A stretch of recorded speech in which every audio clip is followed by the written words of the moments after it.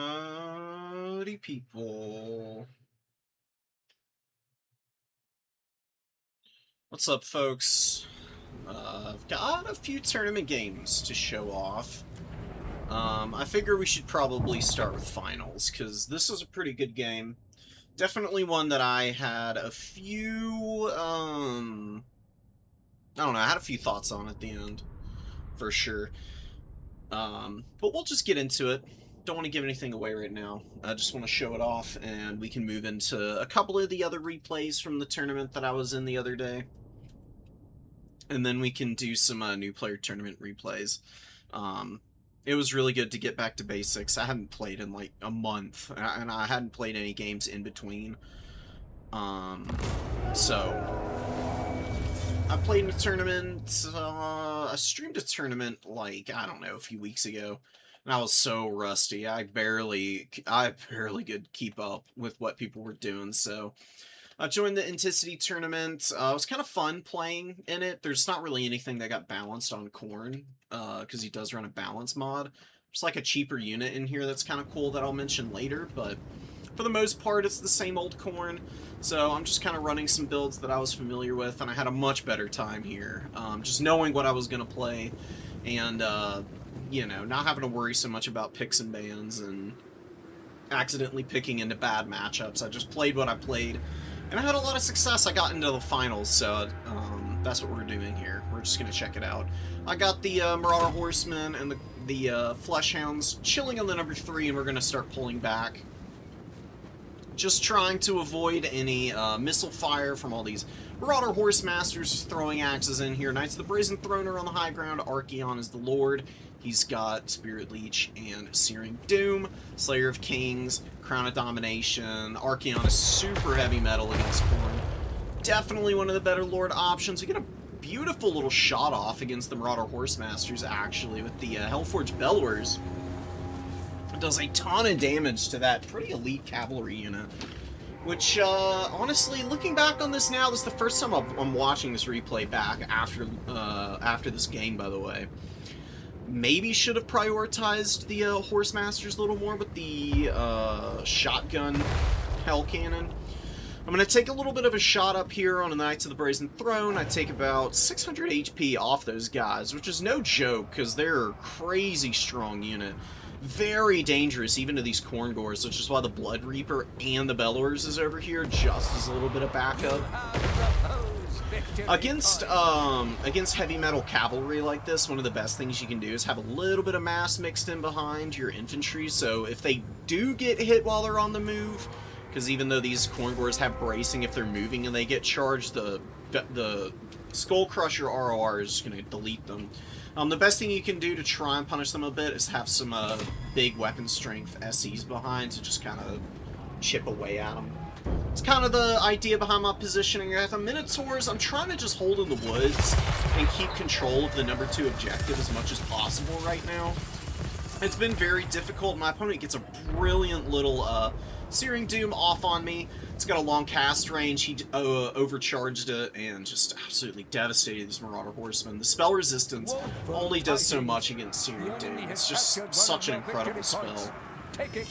I'm actually going to drop Sloupnir here because normally I don't recommend it against cavalry, but they're so blobbed up here. We actually got 300 value off of that one, which is not insubstantial. Definitely helping me out a little bit and keeping it fairly even with my opponent here. But now he's going to bring in the Soul of Damnation, come out onto the field, and it's blowing my poor Marauders apart. And really the only thing I can do right now, because my opponent went full skirmish, he's got Hellstrider, he's got the Soul of Damnation. There's nothing I can attack, really, because I'm at a mobility disadvantage, so I'm just trying to, like, keep my units alive as much as possible. Probably should have pulled the Korngors back more. The Flesh Hounds and the Marauder throwing axes that I've got really haven't been able to do much. Trying to run out and see if I can catch a few easy shots on the Knights, but my opponent's paying very good attention and just moves away. Valkia is just pushing Horsemen around a little bit. Doing her thing, skirmishing. She hasn't taken any real damage. Just a couple hundred hit points for wasting a bunch of ammo on these Marauder Horsemen. Which makes me think that perhaps I could have used her a little bit more to, like, kite out some of the ammunition on my opponent's stuff. Gonna dodge a Searing Doom here. Archaon is incredibly good at just bombarding you from afar and then kind of closing the gap by just charging you down. I think my opponent kind of misplayed it a little bit. He should have dropped the Searing Doom on the unit that was over here to either force me back or to, like, maybe pull me forward and then charge in with Archaon. Right now, he's just getting hit. He's getting hit in the face with a bunch of throwing axes and actually takes a decent amount of damage. And Archaon is not cheap, so every little bit of HP we can chip off of him. Super important. Back here, Chaos Furies went for a really aggressive dive. I tried to get the Soul of Damnation crew, but my opponent brought out the Hellstriders, and they got an easy jump off on me. And the Fury back here, I didn't pay much attention to it. It seemingly got stuck on the artillery piece itself. Like, I tried to give them a move order so that they could get away from the Hellstriders when they came in. And they just ended up kind of hovering there, and then they got caught, and there was no real way to run away from Hellstriders because they have 95, or they have 100 speed, and then they also have poison. So if you're engaged against them, you're just engaged, and there's nothing you can really do about it. Valkia skirmishes again, gets away from Archaon. She has to pop Demon Shield, so she does not get popped in the face. Archaon does a ton of damage. Very brutal combat lord, obviously. One of the few that Valkia doesn't really want to stand toe-to-toe with, so I'm going to keep her up in the air. And the Knights of the Brazen Throne get a brilliant charge off of my Corngors. They get absolutely pounded by that downhill attack. And the Knights are going to be pulling back, but the Corngors are surging uphill with the Blood Reaper. Blood Reaper is actually really good, by the way. Haven't really talked about this guy a whole lot. He's got Locus of Abjuration and Bloody Shackle. I figured if my opponent went for any big spells, I could use Locus of Abjuration to kind of mitigate them a bit. Hasn't really worked out so far, but my opponent is going to commit with the Knights once more. This time I've got some Minotaurs in place, and I actually pin quite a few of these guys in and do rip and tear into them. You can see the Minotaurs getting a little bit of value, Fleshhounds nibbling away. We've got more Minos, and the Corngors really the beneficiaries of that. They were able to drag a couple guys down, not doing anything crazy, but just every last little bit of value against those guys counts right now.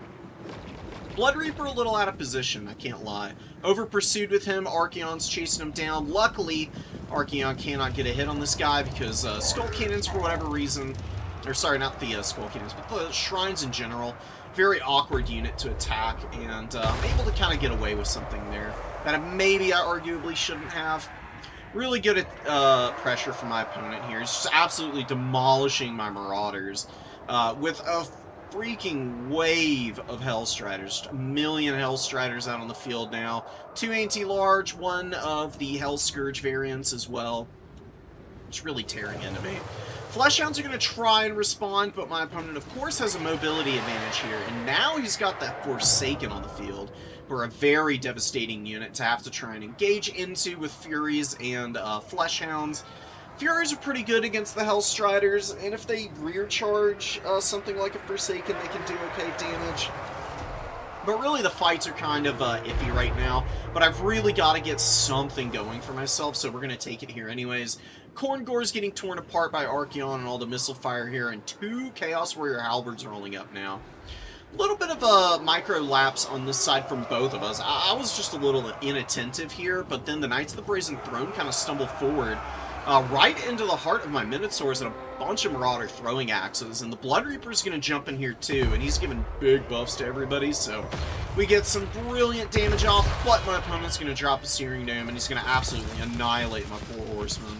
Such a brutal spell. As I said earlier, throwing axes for Khorne are a very good unit, but when they're constantly getting nuked by big magic like that, and I just wasn't sharp enough to be dodging them consistently, because not only am I microing like crazy over here, I'm also winning a big fight over here. I've actually routed the Forsaken, I beat up on all the Hellstriders that were over here, and I've still got 1 Fleshhound. It's not doing too hot in terms of value. I think Fleshhounds are just not the way to go in this matchup. I've tried them out multiple times. Sometimes they can do really good work, but a lot of the times the Fleshhounds just get ripped apart by the Hellstriders, and there's really nothing you can do about it. And it doesn't feel good. To be honest, I'm starting to feel like the way you beat Walk is you just spam Khorngors and Marauders, and then the Hellforged Bellowers clears any Forsaken, and you maybe just go Skulltaker. Blood Reaper and Valkia, neither of them doing poorly, really. I mean, Valkia's got decent value here. The problem is that she just can't compete with Archaon in a head-to-head fight, and you really need somebody sustainable for the late game to kind of bully your opponent. And I don't quite have that. Valkia is going to land here. I'm going to try and do some damage to Archaon, but her charge is a little less than optimal. I think I misclicked onto the Forsaken, so you can see her fighting them. Do get the Minos on Archie, though, and even a beat-up Minotaur like this can do some pretty brutal damage to the Ever-Chosen. Minos just have a huge anti-large bonus, obviously, so they've got a lot that they can give here. Another beautiful Searing Doom. It's going to hit the Marauders, it's going to hit the Minotaurs, it's going to hit the Fleshhounds, and the Marauder Horsemen that are all in here. It's going to not do tremendous damage because not all those targets are optimal per se, but any little bit helps right now. And he's just got to try and keep Archaon alive, because Archaon's pretty stuck in here. This is my big chance to try and character snipe, and you can see the Minotaurs actually have a pretty good surround on our Void here. I'm using the Blood Reaper to try and loop around and keep him pushed in as well. My opponent's still trying to escape with him, but he just can't quite, but he keeps getting Forsaken in here. There's 2 Forsaken units on this fight now, and now Hellstrider's coming out. There's so many bodies, and I'm actually starting to run out of stuff here. What I really needed to do was get every unit that I had on the field over there, but instead, I'm kind of spending a bunch of time screwing around up here, to be honest. I really shouldn't have been fighting so much up top when my opponent's got all this stuff that can, like, swarm out of the Vanguards and get after me. Salt Damnation is also a problem. I just don't have the tools to kill it. The one thing that I almost always bring against Warriors of Chaos is a regular Skull Cannon, precisely to kill these Hell Cannons. I thought my opponent would just deploy them back here. Honestly, he should have. Deploying it on this side's not really a good spot. If I had the regular Skull Cannon, you can very easily kill the Hell Cannons, and then your opponent's just at a huge disadvantage against you. I went for the Blood Reaper and the Skull Cannon RR, the Hellforged Bellowers. And Bellowers has been good. It's got its value back almost already. It's going to be pretty well set up for the late game if I can utilize it properly. But my opponent's just got so much cap weight on the field. Like, he's keeping a lot of these horsemen out. He's got good numbers of Hellstriders. He's got Chaos Warriors. 1 Halberd's still fairly healthy. I don't have quite enough answers, and that's damn Soul of Damnation still pounding away at my infantry.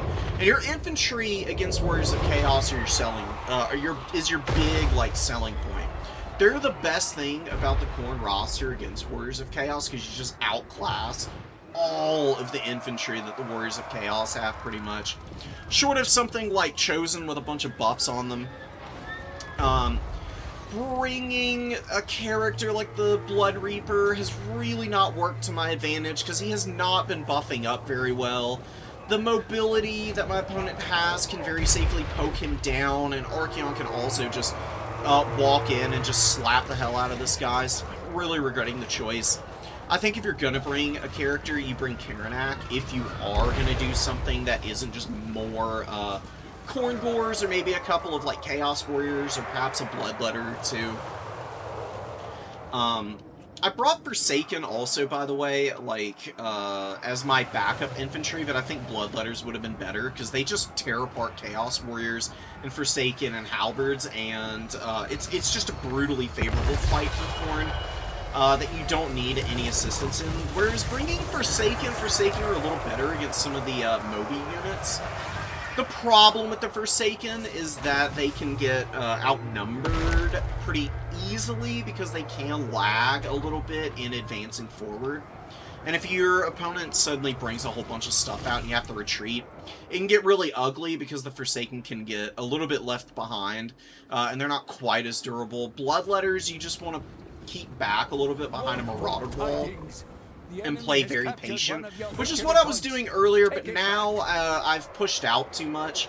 I've played a little too far split from the rest of my forces, and my opponent is just getting all the good engagements now. That I was denying him. Archeon shoots up from about 1800 to 3200 in just a few moments as he just bullies Valkia. She runs out of Demon Shield, and in the 1v1, like I said, she's just not as good, so... Abdel wins a very, very well-played game on his part. I was definitely a little salty after this one. Not because I felt like he did anything wrong. He played this matchup exactly how you need to against Khorne. I just feel like I made some mistakes that were pretty obvious in hindsight. Just looking back on it now. But, you know, that's why you watch your losses. If you don't watch losses like what I'm doing here, sometimes you just don't learn from the mistakes that you really need to. So, I just wish I had brought the regular Skull Cannon. I'd thought about it so hard.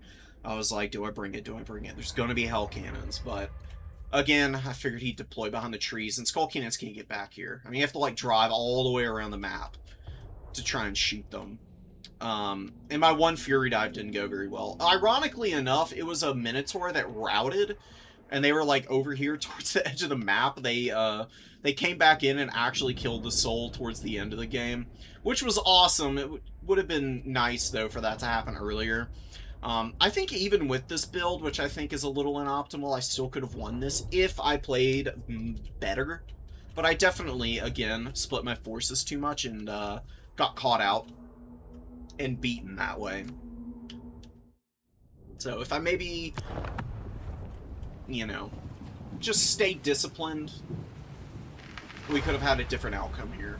But like I said, Razak deserves all the credit in the world, because this is a pretty demanding build.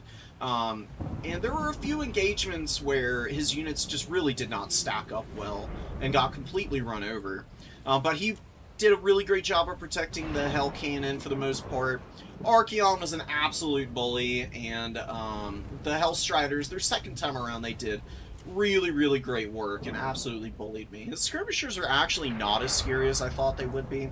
But that's partly because I brought a bunch of Marauders, and then they shot a lot of Khorne Gores. If I had just had more Khorne Gores instead of the Blood Reaper, I think I would have had too much on the field for him to clear, and he would have had to go way heavier on the infantry. And then with a couple of Bloodletters, I could have probably had a much cleaner frontline fight and maybe been able to pull this game out the way that I wanted to. Another thing I was thinking about was Exalted Bloodthirster. Because on this map, he could actually very easily fly over to the Soul of Damnation and use his breath attack to kill it. That's also another tech you can use against the Soul. Just stuff like that. He had a Nurgle caster in reserve, which is interesting. Which I don't hate, because he's got Fleshy on him, probably. And you can just use that once on Archeon and get, like, a fat heal on a big boy. And just him in a raw duel can beat up on Khorne a lot of the time, too. What's up, Welsh? What's up, Pastini? Hope you guys are doing good. So that was the finals game. That was the only game I lost in the tournament. I had a round 1 draw with Abdel. We were playing this one. I had a little bit of an edge, but he crashed fairly early on. I didn't want to replay it. Neither did he, so we just drawed this one. I probably would have been able to take it over him. But the rest of the games are all really good, and I'm excited to get into some of those. I think we'll start here with Khorne versus Greenskins, which is a really fun matchup. Very, very chaotic.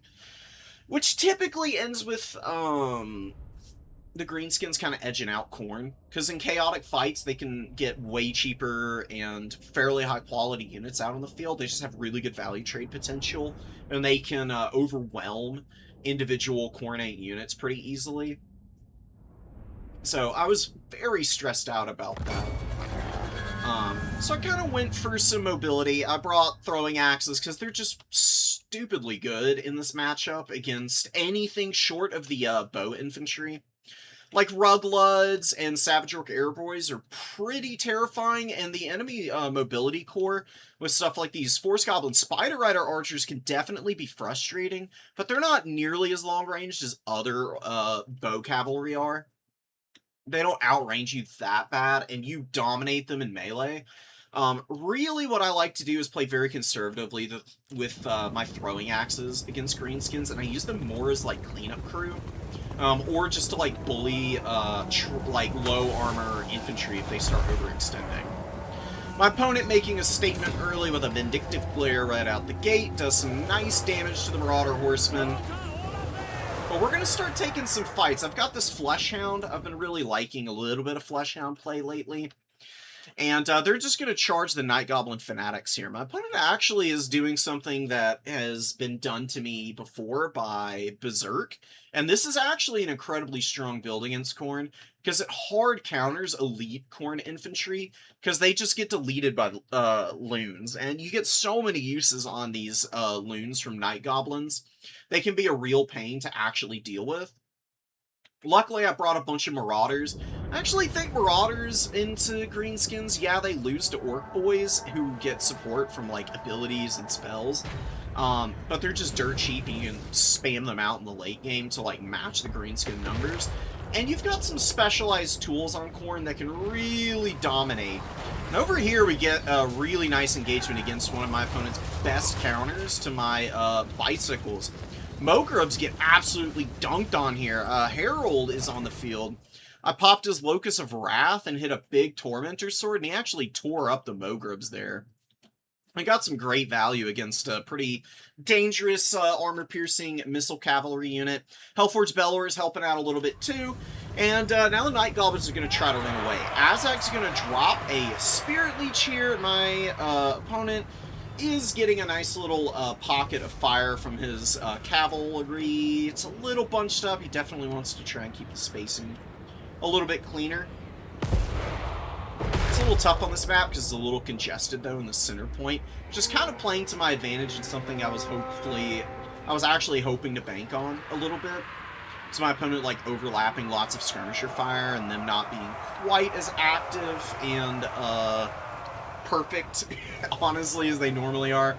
The Force Goblin Spider Rider and Wolf Rider Archer Fire can be stupidly irritating when you're playing as Khorne. Having the Hellforge Bellers helps, because this thing just absolutely dunks on the Wolf Raider Cav. Mogrubs is basically almost off the field. My opponent gets a beautiful set of Loons casts off, demolishes one Marauder over here, gets another one over here, but we trade out with my Fleshhounds actually kind of looped back after charging down some Night Goblins. Got the Orc Boys as they were trying to push through the gap between my two Marauders here. And they get some really nice value, actually. Rugloods trying to open up here. They've gotten some good shots off. They've already got 268 value. They're just an amazing unit, so to punish them, I've got the Bellowers going to try and focus them down. They've got the same range, but Bellowers just does way better damage in return, so we've got some great shots going in from there already. Azag gets absolutely tagged by a million throwing axes. He stuck around here a little too long. Well, Anderland was actually, I think, waiting for an opportunity to dive the Herald. But I retreat the Fleshhounds and the Khorngors over to him, and he doesn't have that opportunity. And then while he's probably microing some of these other units and maybe thinking about bailing out these Stone Trolls, I'll get to that fight in a second, he leaves Azag just a second too long, and we get the big damage off on him. So Azag loses a third of his HP early in the game, which is a huge win. Marauders pushing really deep, definitely overextended with these guys, and I'm getting punished really hard with the Boar Boy Biggins, charging down my poor Marauders. Get a nice shot off at the Hellforge Bellers, though. That's a great thing about Skull Cannons. They're excellent at punishing units that your opponent is, like, blobbing up on your own guys. So the Stone Trolls over here, just to talk about what happened to them, the Heralds of Khorne's Fury are one of the units that got a little bit of a cost reduction in Anticity's patch. They're 150 gold less, and at that price point, I actually really liked them. I brought them a couple times in this tournament, and it makes all the difference for their effectiveness. I actually think it's probably the greatest single change for the Khorne roster. Really the only one needed, and it's nice. I actually enjoy them. I've always enjoyed them. They just were always a little overcosted, but here, they're going to be a really nice tool to use just to run down the Warboy Biggins. These guys have great AP. They're a really nice unit because they debuff with Mantle of Immolation. It doesn't take them much to charge up Hellblade. Like, these guys do enough damage to infantry that they can fairly quickly get their extra weapon strength, and then they functionally get just like another 20% weapon strength from the debuff that they provide passively. They spread that to like every unit that gets into melee contact with them. You can see pretty much everything here is suffering from that fire weakness. I don't have much else to combo with it, but if they self-buff, that's fine. I also love the combo with the Heralds on the Shrines, because they also do fire damage in melee combat. Same with the Skull Cannon here. They're a little bit less outright insane on the charge, like the Knights of the Brazen Throne are. They're more of a unit that gets in and brawls with folks. But that's kind of working out to our favor right now, and I'm going to pull them away from the Savage Orc Warboys and just leave the Fleshhounds and the Khorngors to grind these guys down. They've both got pretty good value here. Fleshhounds have almost paid for themselves. Khorngors getting close there too, doing really nice. Ruglets got absolutely bombarded by the Hellforged Bellowers, and then I surrounded the remains of the unit. They were down to about, like, 40% of their HP, and then the throwing axes just chunked them down and finished them off here. Bit of a mess in the middle. My opponent steals the objective. Most of my Marauders have been pushed off the field. I don't really have a ton of infantry left outside of this Khorngor, but I do have a nice mobility advantage. I've got Minotaurs running around everywhere. The Khorngors are doing what they should with beating up on the Warboy Biggins. Heralds of Khorne's Fury are pushing onto the rear of this fight. They get a little bit of a messed up charge in, but they're still doing some nice damage. And with this cavalry unit attacking the rear and also being a fear-causing unit, you can see the Orc Warboy Biggin leadership falters, and they run out of steam a little early, not quite able to get the typical value you see out of these Orc Warboys. I think my opponent may be overestimating the efficiency of these guys just a little bit. They're a great unit, but trying to charge through Khorngors can be an exercise in futility, especially if there's decent mass around them. Like with the Heralds who have been nearby, kind of working in tandem with them. Same with the Fleshhound, which did finally crumble out, by the way. A lot of units breaking. I've got my Herald over here on Cleanup Crew. He actually regenerates HP as he's like chasing down routing units, even if it's like something that's shattered. It's actually kind of nice to do this because he does get a nice little HP tick going. The Heralds of Khorne's Fury are finally crumbling out. I used a Relentless Rage army ability on them just to like frustrate my opponent's advance. I actually took out a whole squig herd basically by themselves. And they're still going. They're getting that last little bit of value. They've been very nice. Loving life right now. Forsaken over here come in. They cleaned up the Stone Troll that rallied from earlier when they got absolutely torn to shreds by my elite cavalry. They've started securing this objective. Some Savage Orcs are coming out. I've got another Forsaken coming in just to chase back the Spider Rider Archers, who have all been doing pretty decently. The problem is they're shooting into a lot of shields and heavy armor, so while they're getting okay value, it's very slow going, and they've used up most of their ammo. So I've mitigated the effectiveness of my opponent's skirmishers really nicely. And now it's just coming down to who can secure the most points. Like, my opponent has a little bit of a lead right now, but it's not going to go too far as long as I play my cards right here. Azag is done cleaning up units in the back line. He really hasn't done a whole lot. He's been used very cautiously, but part of the reason is because the throwing axes have shadowed him so much. He's had a really hard time finding any decent fights. It's been pretty hazardous for him to land or even approach anything. And my opponent did mention that he felt like bringing the double caster was a bad call. I don't think Azag is a bad lord, but I think if you're going to go with like the Little Wa magic, you're probably going to just end up using that most of the time anyways. and Azag is a little bit superfluous, and then just maybe a little vulnerable to getting, like, dueled by somebody, because he is not great in a sustained fight. He's a good sniper character. I just don't think the Corn Lords are really his cup of tea for trying to scrap with. Night Goblin Warboss probably would be better for this type of build specifically, because you can fermented fungi stuff, rampage it, and then get focus fire and try and take it out. It's probably a strategy that would pay off some pretty big dividends. It's been used against me several times before, and it's always been pretty good. So, Minotaurs, I bring him out from back here. It took him a little while, but they finally arrive, and they arrive right as my opponent sends a Boy Biggin in. We get a beautiful Tormentor Sword, and in just the 9 seconds that they were caught, the Locust of Wrath buff and the Minotaur flank just absolutely folds these guys up, and they are completely dead in the water here. Forsaken got run down by the Savage Orcs and the Boar Boys.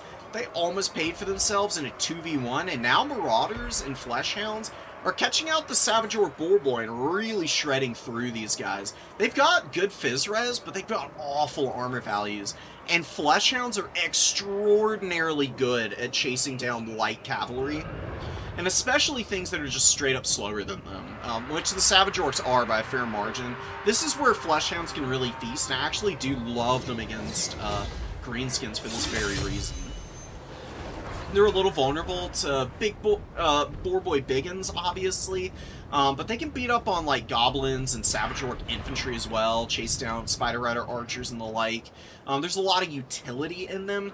You just don't want to let them be the ones who eat charges. They're really good at setting up flanks and pinning stuff in, and then you have, like, Furies keep any, like, low-tier stuff, like, off their back, like Spider Rider Archers trying to just charge down and break leadership on the Hounds to get them to crumble. It's a fairly effective strategy. It's one that I've utilized to pretty good success so far in this game, because the Fleshhounds earlier got a great surround on Stone Trolls, and that was pretty beautiful. We get another Tormentor Sword here, just to get the Spider Rider Archer dead. Like, I think my opponent threw him in to try and just hit and then run, and then they got interrupted by the Tormentor Sword, and they just got absolutely bullied. There's just so much here now. We've got the Minotaurs stacked on top of Forsaken. We've got Fleshhounds pushing in and out of a really nice protected area with the terrain covering flanks, and then just, like, good high damage units kind of in the area, making sure that they don't get caught out any. This is a little bit of a mistake on my part. I didn't need to send the Fleshhound in here against the Orcs and the Boar Boys, but the charge doesn't end up being quite enough to really hammer down the Fleshhounds, and then the Boar Boys are nice and beat up already. So the Fleshhounds just end up finishing both units off, which is really nice. They've gotten some nice value since they've come back out. Fleshhounds over here kind of distracting a huge horde of enemies. I pushed them a little too far, definitely overextended, but at the end of the day, with like 4 units here getting like wrapped up trying to take those guys on, it allows me to mix and match some units to respond to this pressure. It's a nice little core my opponent has. He's got Boar Boy Biggins, who are a nice counter to like the Minotaurs and the Herald and the Hellforge Bellowers alike. But with like Heralds of Khorne's Fury and Marauders here, there's a lot of damage buffering, so they just aren't going to be able to get clean fights. So Squig Herd and the Orc Boys need to put in good work, but instead what happens is the Night Goblins get caught out completely. The Squig Herd are rampaging from their fight against the Fleshhounds, and they run smack dab into the Heralds. And the Heralds just rip these units apart. Look at them going to town right now. Their value is starting to go a little bit ham-bone. You can see my opponent is responding right now. He's trying to pull all his units in, but I'm going to start giving a retreat order to the Heralds. And then I just decide, you know what, whatever. We're going to just have the Marauders move up. We'll flank with the Minotaurs. We'll get the Bellowers and the Herald. And what we're going to do is we're going to do what we've been doing best so far. Tormentor's Sword. And now we've got all of our units just piling onto the Biggins. And they get absolutely run over. Brutal engagement for Anderland here. And then the Furies coming in to clean up the Spider Rider Archers who are just trying to poke. We use Marauders to run down the Night Goblins. We shatter them and I immediately give them an order to go elsewhere. over here. We're just disrupting units. The Fleshhound's finally crumbling out. They get another 200 while we're not looking. Just shattering some Spider Rider archers. They were chasing some guys down over here. Forsaken have been getting shot up pretty badly by the Mogrubs. They've gotten almost 1600 value, which is nice, but early in the game they were a lot less effective because they got focused down so hard. And now we're just isolating all the infantry. It's just goblins. But being able to just break them instantaneously with Fleshhound flanks and Minotaur charges is awesome. And Minotaurs, remember, charge Blood Greed when they are just beating up on entities. So infantry and farming low-tier infantry at that is, like, perfect for Blood Greed. And these guys are just buffed to the max. Like, look at this, man. They are exhausted, losing 18 melee attack, and with the Frenzy and the Blood Greed, they're still coming out ahead on melee attack. And then, that's not even factoring in Revelant Slaughter, which is still another buff that the Herald can give. And the Herald's value is actually pretty low. But the thing that he's been doing is locking units in place with the Tormentor Sword and then providing massive buffs. He gives the same amount of melee attack and leadership that Skulltaker does. And he's also got this Locust ability, which is very underrated. It's a huge area of effect. 55 meters, especially on this map, is like the majority of like coverage on an objective itself. Like, it's a massive little does it actually show it here? There's Rebel and Slaughter, which is pretty small, and then you look at Locust, which is not going to actually it's not going to show me the radius. That's a bit of a ripoff, but anyways, it's nice. It's very big.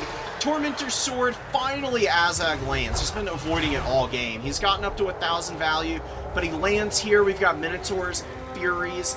Get the Heralds of Khorne's Fury moving back after they just absolutely slap down the Squig Herd.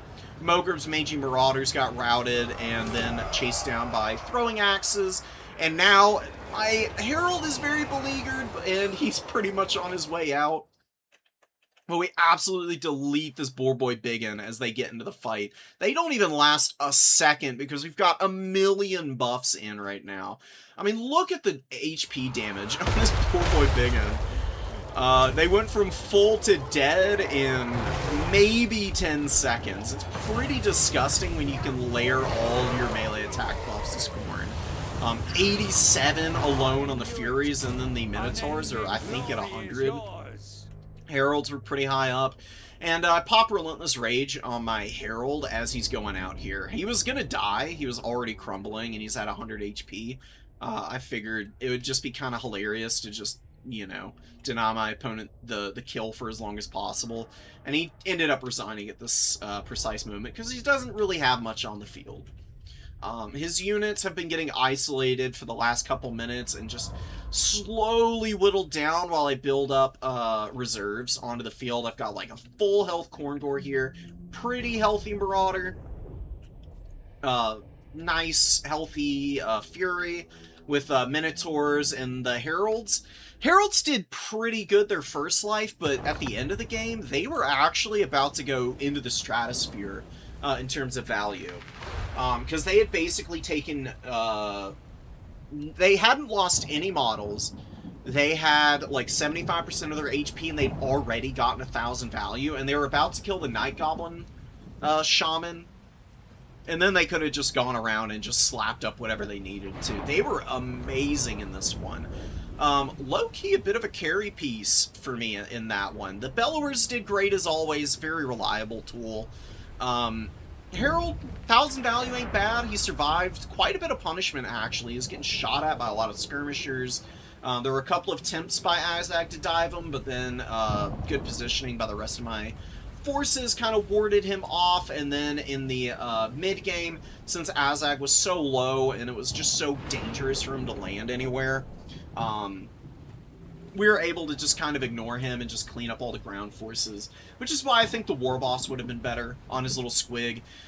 War Boss on the Squig with Fermented Fungi, his own loons, and Spite of the Bad Moon, which is a huge buff to melee attack. Or not melee attack, it's an anti-large bonus and then weapon strength, which is really good. Because that's good against Minotaurs, good against Heralds, Fleshhounds, and the like. Good against the Bellowers, obviously, and the Herald too. And it's a little bit easier to support that guy because he's quick, hard to catch, and your shaman can do all the casting my opponent was with the little wall magic. He did really well with this guy.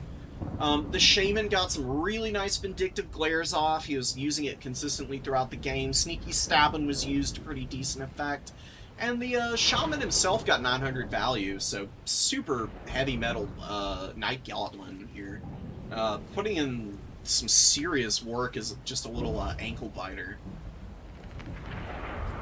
Error Boys got bullied pretty badly. We just destroyed them with the Bellowers, and then a couple of good charges with the Heralds.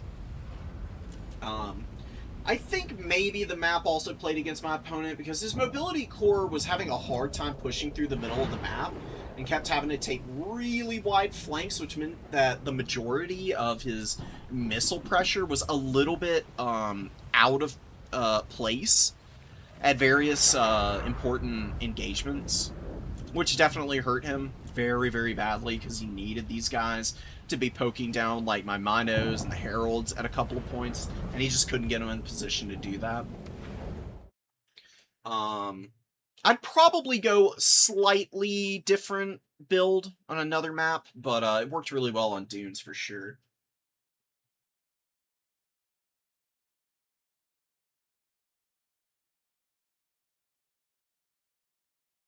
I wanted to just... Oh, Pastini, that's awesome. You played really well, dude. It was a great game. You just got caught out a couple of times. The Tormentor's Sword, man, is really awful to get hit by when you're going pretty heavy into mobility, which is why I love the Corn Herald. I think he's great against the Greenskins. It's nice to be able to actually just pile your Minotaurs into Boar Boys and just crush them in just a couple seconds. That's all you need. They really are quite brutal.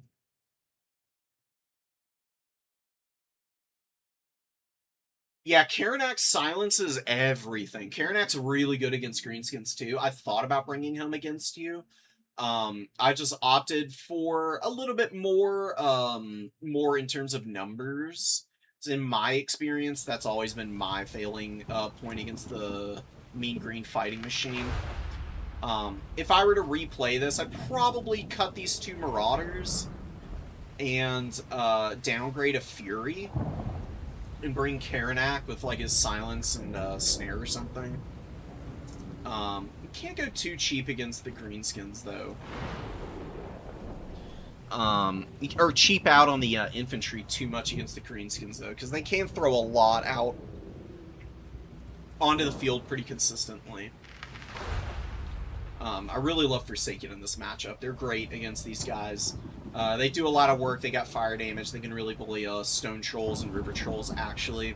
And they're ITP, which is nice, because Greenskins do bring a lot of terror to the table a lot of times. They're very hard to break. Yeah, I don't know. I mean, GG. It was a fun one. We are gonna watch... Let's watch the semifinals game. I've got another game against Pont that I can show off. I'm going to keep going through these replays for the time being, and then we'll get to the new player tournament stuff afterwards.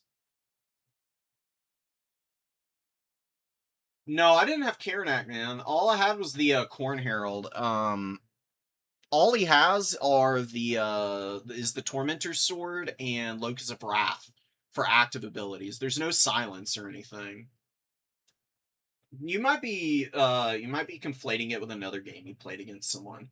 But Karanak silences everything. Units, lords, heroes, abilities, pretty much everything. If it's not a passive ability, it's silenced.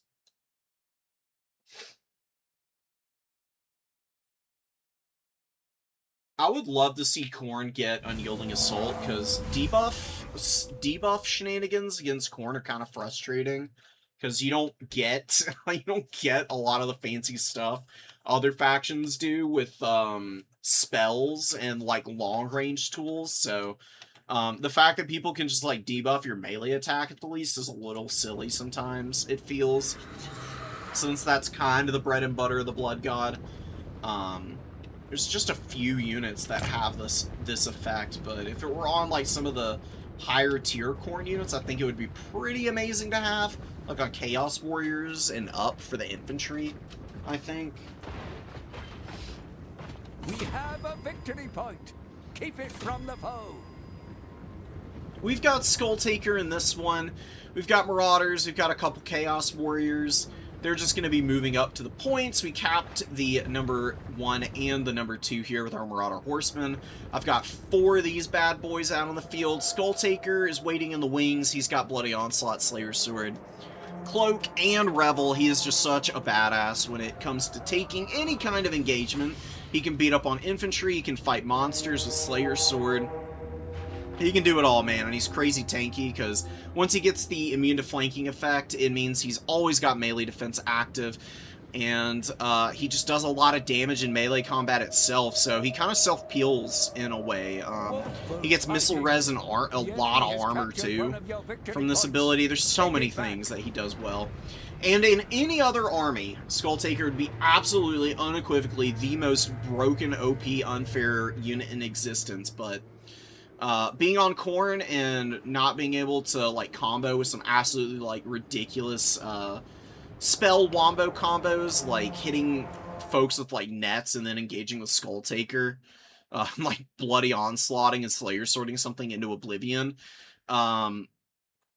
you know, he's just kind of the glue holding Khorne together a little bit competitively at times, it feels, because he just is a nightmare to handle.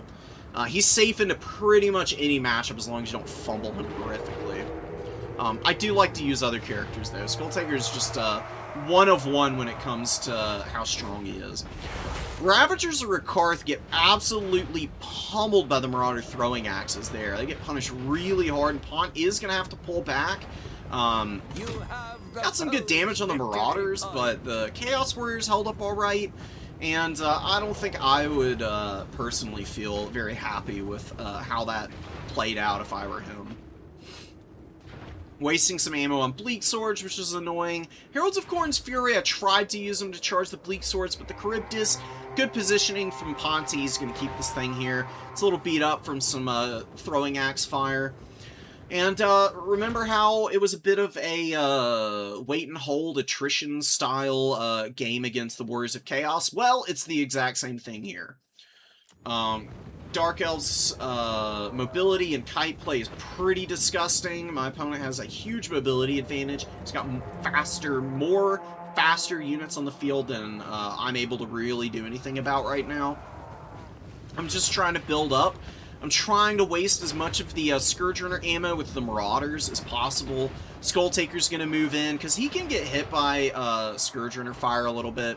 As long as he doesn't lose more than like 1,500 HP or so, I'd say that he'll be just fine.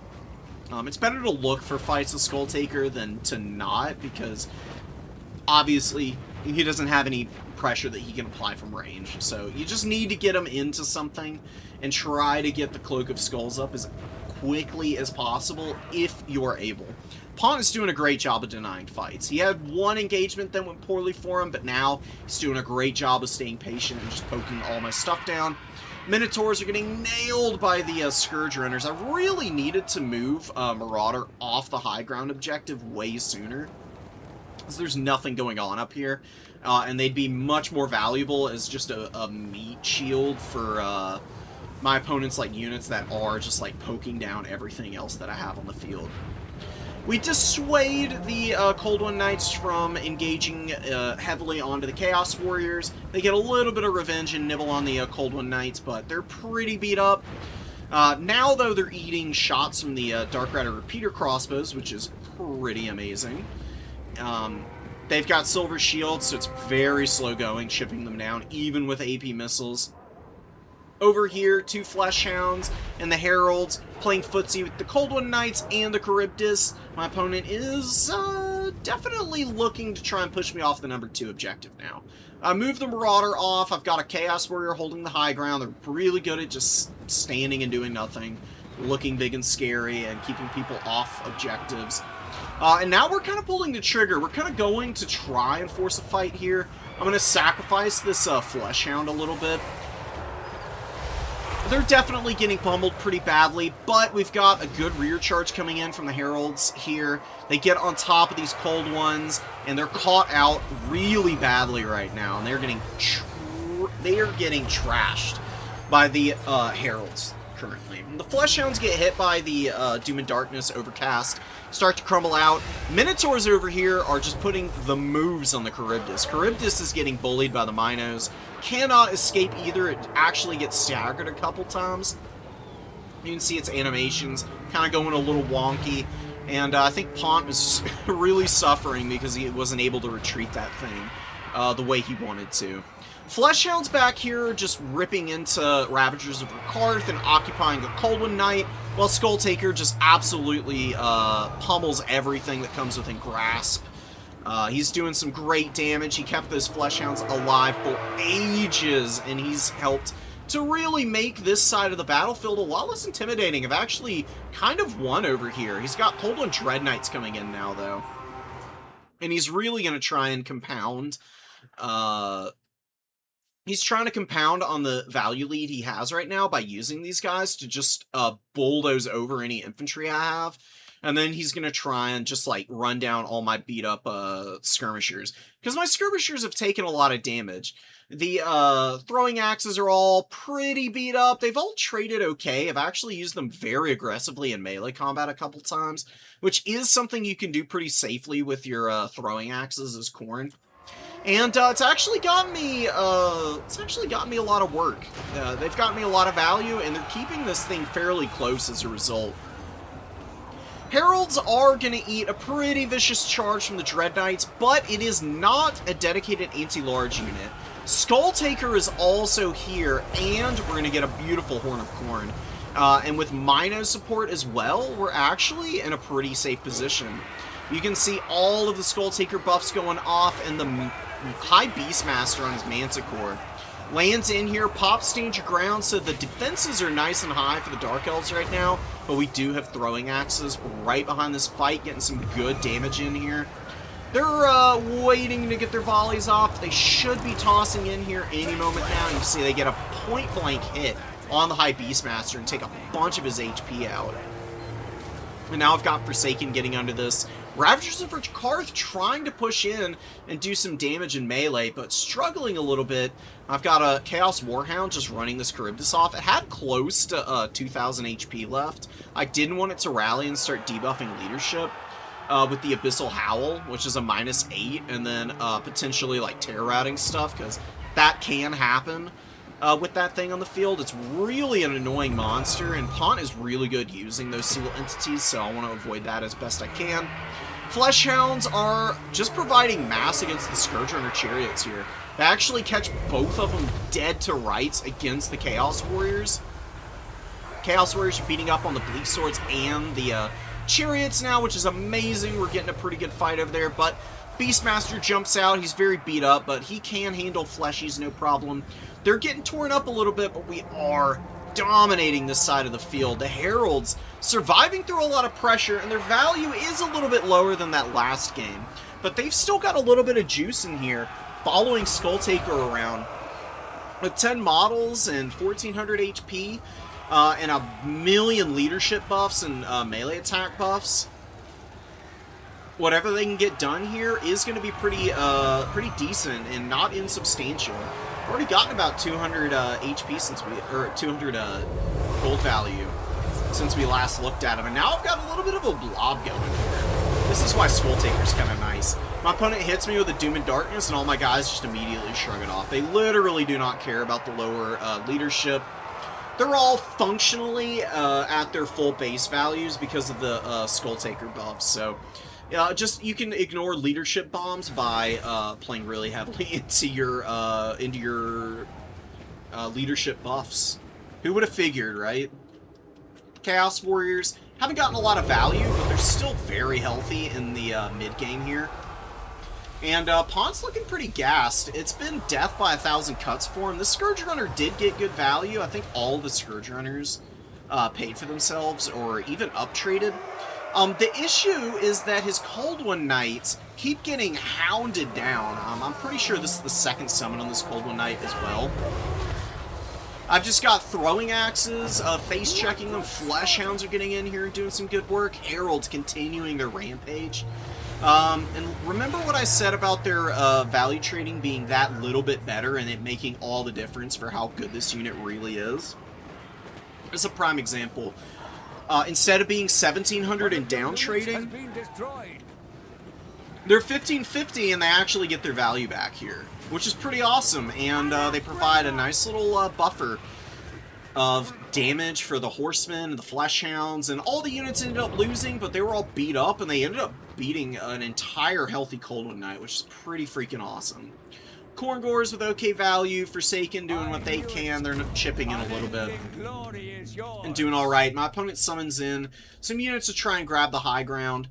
Or actually, these are just the repeater crossbows. I thought it was fresh crossbows, but it's actually the ones that have been out. Anyways, regardless, we get Flesh Hounds and Furies to defend the high ground. And my opponent kind of sees the writing on the wall, and Pont's gonna concede this one. Really well played, though. This is way closer of a game than the first game that we played. The other map that we played on was way more favorable for Khorne, though. That's part of the reason why I won that other one way more decisively.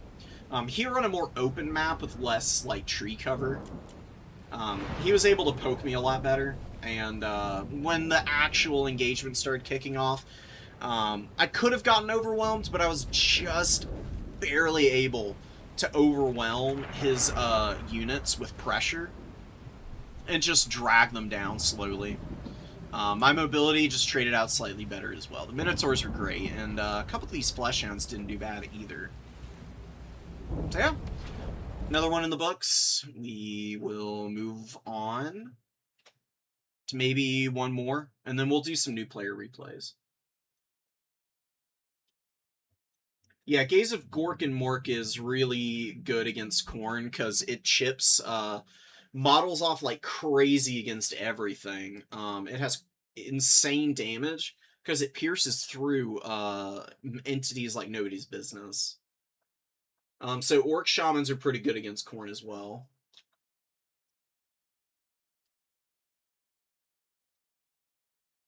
Yeah, the Minas and Heralds do go crazy. They're one of my favorite combos. Although I do also like the Herald with just a million Blood Beasts. Like, fully maxed out Blood Beasts in the Herald is pretty epic. Because the Locus of Wrath buff with the Tormentor's Sword and the Blood Beasts being as quick as they are means they just thump everything they actually catch in melee into smithereens. You can surround people and do all kinds of crazy wombo combos with those units working together. The Minas tend to be a little bit easier to handle, though. You don't need to bring as many for them to get wicked high up trades. So that's why I ran them this tournament. It'd been a while since I've run Minos as like a standard unit. I've been doing a lot of Blood Beast play instead. So I just kind of wanted to get back to using these guys and get acclimated with them again, because I'll probably be mixing in and out in terms of the build variety a little more. This tournament was purely just to get my feet back out under me. Because the other tournament I played in a little while back was just a freaking disaster. It's brutal. Let's watch our game against TL. This is going to be another good example of just Bellowers is crazy strong. You almost always want to think about bringing it into your matchups, regardless of what faction you're going up against.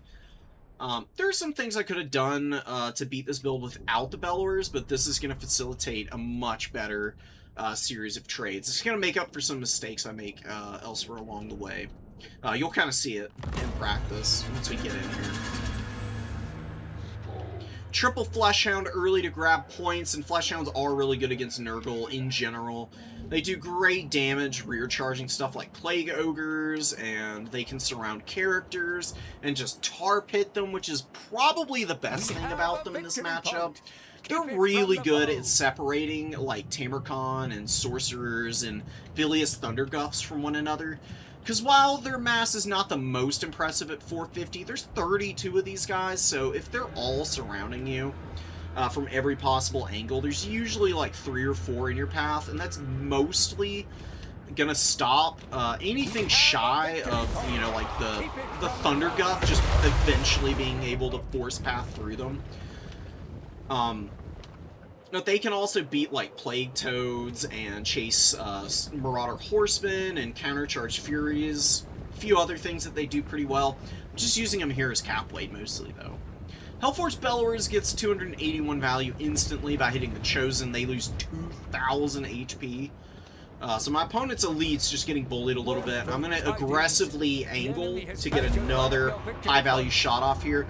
Just shooting over the head of the Plague Ogres, and again, plowing into these Elite Chosen Infantry. My opponent caps the number 1. He's going to drop a Fleshy Abundance on the Chosen here. Isn't a bad idea. They're still debuffed by the fire damage, but now it wears off, and they're going to start jumping up pretty quickly, so honestly a pretty good use of the heal here. Definitely not bad at all. I'm playing very carefully with Skull Taker because I could take some aggressive fights here right now, but I am a little worried about Tamarcon and the Thunderguff. Tammy is able to bully Skull Taker a little bit with Black Cleaver and Nurgle's Favorite Son active.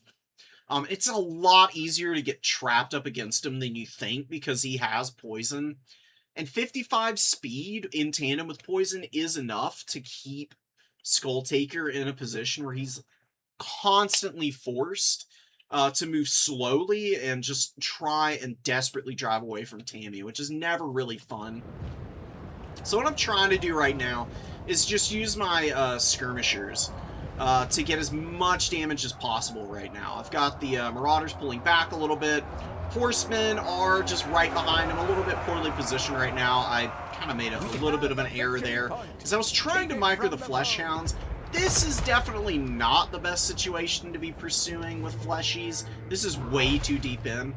They're better at countercharging and supporting your front line than they are playing really out on their own like this. But we are going to get a good flank charge off against this Fury unit with the Fleshhounds right now. They're going to pile in really nicely behind them and just completely shred through their HP in a matter of moments. You can see them crumbling out pretty aggressively now. Throwing axes are also going to charge, but I'm able to micro them out to get some decent engagements. And all the while that's happening, I'm using the Bellowers. Just dodge the Thunderguff and have it bully the Chosen some more. The Chosen got that big heal, but now they're getting pummeled again. Chaos Warriors, and Marauders here.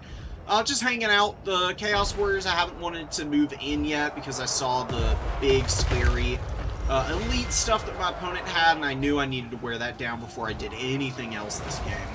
So it's gone great. The throwing axes have really been bullying the Plague Ogres, and they've also gotten some good splash damage onto the Worshippers of the Crow. Now the Minotaurs are getting in, and they're going to start really tearing it up against Tamarcon, the Giant. Chosen are getting hit again. A little bit of an inaccurate volley from the Bellowers there. Not the end of the world, though. We actually do chase a lot of the throwing axes back. They get pummeled pretty badly as they try to attack these Fleshhounds. And the value trading in the engagement wasn't the best, but at the very least, being in here against the Rotflies and having done as much damage as they did to the throwing axes of Nurgle, I can say that the distraction was ultimately worth it because of how badly we are destroying our opponent's core set of infantry here. And big SEs, like Tamarcon and the Thunderguff, they're fairly healthy. They haven't really needed any heals, but they also aren't really doing anything. They're, like, constantly chasing, and they've both got only about 200 value. While the Bellowers is at 1,400 already, and Skull Taker is playing as cautious as possible until we can get a decisive engagement, which is incoming, by the way. Bilious Thunderguff is way separated from the rest of his support, The Minotaurs are coming in. I've got 2 Minos coming in to support Skulltaker. Skulltaker buffs himself up with his Slayer's Sword. He's weakening the melee, the weapon strength of all the units in here. On top of that, he's hit Tamer Khan with the Bloody Onslaught, so he's got 18 melee defense right now.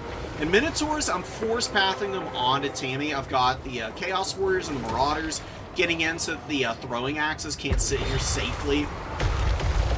Belors didn't need to fire in here, I just accidentally clicked it onto the wrong target. I was trying to shoot the Horseman, but such as it is, it's no big deal. The throwing axes have actually used all their ammo, and they got pretty good value. 1100, 700 here. Thunderguff is down to about half HP. And I could just use the Horseman to like maneuver around and maybe retake the number 3. I was a little passive over here. I just moved all the Chaos Warriors away to go do other stuff, which I think was the right call. My opponent spent a bunch of time capturing over here and not supporting his lord, and Tamer Khan is basically dead right now, by the way. Same with the Chaos Sorcerer Lord. The double Minos around just absolutely ended TL's career, unfortunately. The source code for both these characters is in the process of final deletion. They might as well not exist right now. Just the Khorne tour bus is very funny, and Skulltaker up to his usual shenanigans in the middle of all of it, too. Belors is actually really good against Rotting Riders, by the way. This is just a standard Rot Knight, though. But the fire damage and the magic damage plus, well, I guess the magic damage doesn't matter that much, because they don't have Fizz Res. I always forget that. The Arawar has a ward save ability, and that's a whole other discussion. But even with the ward save, the fire damage on this thing really hammers against the regeneration on the Rot Knights, and the missiles themselves may not be strong enough to kill models outright, but it takes 400, 500, 600 HP off these guys with each volley pretty reliably, and sometimes even more, just depending on how squarely they get in and how the vortex damage shakes out. So I highly recommend using the Belors also as a counterfire tool to the Heralds, or to the Rot Knights. And then also the Heralds of Decay, who are the flying plague grenade unit, who are pretty common sighting. Belors is actually pretty good at shooting those as well, does pretty good damage to them. Plus, you can use the ability of the Belors to whittle them down in the air and then dive with just like swarms of Furies against those dudes to kind of shut them down. There's a lot of tools that Khorne has that really bully Nurgle, so it's not a great matchup. TL didn't really do anything wrong here, other than playing a little too far away from the throwing axes. And maybe not bringing enough throwing axes. I would even cut the Chaos Knight with the lances and just go for another 2 Nurgle throwing axes. Maybe cut this Nurgling and get like a Poison Warhound or something. Because they're not like amazing, but they can still get in and lower weapon strength against Khorne, which is always nice. Khorne does not like being slowed. Khorne does not like being debuffed. Poison is like the easiest way to access pressure onto both of those things. If you've got access to it against Khorne, I couldn't recommend it enough because it's just very reliably irritating. Alright. I think we're gonna move on from these games. There's just one more full one. Like I said, this one we just drawed out, even though I had like a slight edge, I thought, before we called it. It was pretty early on.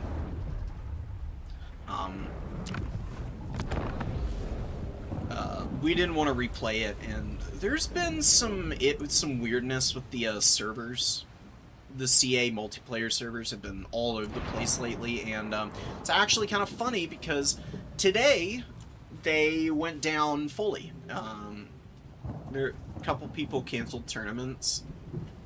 And I think they're still down as we speak, because it shows that I'm offline right now, which is just not true. I'm connected in every way that could possibly be conceivable, other than CA allowing us to have functional servers. we're gonna do some new player replays, because I always like those. And it's actually fairly infantry-heavy Dark Elf build, going for Dark Shards with a bunch of spears and Bleak Swords with one Dark Rider and a Cold One Knight against the Beastmen. Beastmen are really good against Dark Elves. It is a really tough matchup for Dark Elves under even the best of circumstances. They can win the matchup if they are hitting Burning Heads like crazy, or they run Malekith with like Soul Stealer and he just absolutely deletes everything from the game with a big Soul Stealer or two. That is something that he can very much do against the Beastmen. Being on a dragon, he's actually also pretty good at terror routing Beastman units, because they do falter eventually. Primal Fury wears off, and the low leadership on most of the Beastman units leads to them just fleeing for their lives from somebody big and nasty. Supreme Sorceress is not a bad character. The dragons are really nice. They're quite durable. The worry I have with her is a lack of healing against a faction that has some incredibly good spells, like Traderkin, and then Throwing Axe Fire, and even basic Ungol Raiders, just like poking her from afar as she gets engaged, can really hammer her quite quickly and put her into irrelevancy. It's why I prefer Malekith over the Sorceresses. If you bring a Supreme Sorceress, I think your best bet is going for a Firecaster, because Spirit Leech is really good against the Beastmen because they've got a lot of fairly squishy lords. The problem is that you've got to get fairly close or long-range cast by overcasting with Spirit Leech to hit Malagor. Malagor is crazy fast, way faster than the dragon, actually. You can see the speed disparity. He's got 121 to her 95. I mean, he's literally uncatchable in the air. I mean, you can just, like, do, like, circles around the whole map within, like, a couple minutes, probably. For most characters, they probably wouldn't be able to do a full circle of the map before the battles have gone so poorly for their side that it's basically over. Malagor could do it and have tons of time to actually get work in. We're going triple Cygor, by the way. I've not talked about that at all, hardly. A couple of the boulders have found a home against the Dark Elf formations here. And this Cygor gets summoned facing the wrong way, and Yiffer has not noticed yet. The summons Cygors I've tried out, and they just suck because they don't last on the field that long. If the summon Cygors lasted 5 minutes, maybe they would be worth the money that you have to spend on them. Brutal Breath Attack, by the way, really nicely placed, hitting the Korngor and getting a little bit of extra damage by hitting the Centigors. Both of them taking some damage. Brutal Boulder Fire, the double Cygor is dunking on this Dark Elf formation right now. Dark Shards are basically all in the danger zone for HP. They're desperately force pathing forward to try and get shots off on the Korngors here, and they will get a good volley, and they get some really beautiful damage, as you can see. Taking about 20% of the HP off this Korngor, but one of the Dark Shards is going to break. The Cygor swapping onto the Bleak Sword, which I think is completely, it's completely unimportant. You can use Centigors and a million other things to bully Bleak Swords. Goreherd absolutely shred Bleak Swords. There's no reason to use your Cygors to kill them right now. If it were like a Black Art Corsair or Harganeth Executioner, then sure. Or Black Art of Nagron, yeah, but they're just really cheap. I mean, once you get rid of the Dark Shards, then you can use the Cygor ammo on the Bleak Swords, and that's fine. I just really think getting rid of the missiles is the most important thing you can do. They're pretty beat up. Just get the finishing blow on them. Make it so that your opponent can't just, like, unsummon them and grind any value out of them. God, dude, these boulders are so nasty right now. You know, I really do swear, like, double Cygor it either works spectacularly and they hit every shot. I think they killed 30 models with that bowler there. They're either hitting shots or they're whiffing spectacularly and they're doing absolutely nothing and you just lose the game because they are just fumbling the biggest bag of all time. Chimera on the way in. Flank fight's not going so hot right now for the Beastmen, though. They're losing quite a few Centaurs, like 2 Centaurs being run off by a ton of Dark Riders, Bleak Swords, and Cold Knights. Not having the best of engagements. Crocs Man Rippers are fighting a bunch of garbage infantry. They get hit by Doom and Darkness, but it's not really a position in which they're under threat from being routed, unless you get the Supreme Sorceress landed on them, which I don't really think is a great idea, because these guys do have a lot of leadership. They're actually pretty hard to break. Dark Elves were doing great in the Moby game, but they massively overextended chasing after the Centaur, and a Razorgore herd comes in. Razorgore herd destroy Dark Elf mobility. Dark Riders trade okay into Razorgore herd, but Cold One Knights get genuinely completely trashed by Razorgore herd on the charge or just under any circumstances, because these little piggies just have huge weapon strength, and they're really cheap, and they have like Strider. They cause fear, which is nice, so they don't like lose any leadership for no reason. Trying to engage into them, and they're just so much cheaper, man. Like the Razorgore herd are great. I love them against Dark Elves. Sometimes I do find myself over-relying on them, though. I think, like, 2 or 3 Razorgores is the max that you want. For me, 3 is the sweet spot, but you can do some other stuff. You don't have to do the same thing in every game. It's always fun to mix things up and see if there's, like, new combinations of units that you can, like, throw out to really drive your opponent crazy. Cold One Knights are going to down trade, not quite getting what they needed to done here. Chimera's got some okay value. It hasn't been on the field too long. Cygor is occupied. The Crows of Cain are completely locking this thing down, actually doing some wicked damage to it. 868 value right now. Cygor is obstructed. He doesn't want to shoot into his own guys. Totally understandable. Beastmen are going to need to find a way to push back out. They're going to lose all the points, in fact. The triple cap is going to hurt pretty badly, and the value trading is starting to swing back in favor of Gaxi. But some Centaurs come in to save the Cygor. Cygor, I think, actually got a boulder in on the Crows of Cain as they were trying to fly away. Did some big damage to them. Now they're back online, and they can start dunking on all the Dread Spears and any Dark Shards that are still alive. See a few of the Dark Shards rallied, but they're quite low, and they really haven't gotten a lot of value. The real issue for the Beastmen, the thing they absolutely have to kill, is the Bloodrat Medusa and the Supreme Sorceress. Everything else can kind of wait right now, because none of it is really that threatening. It's basically all units that are on the way out.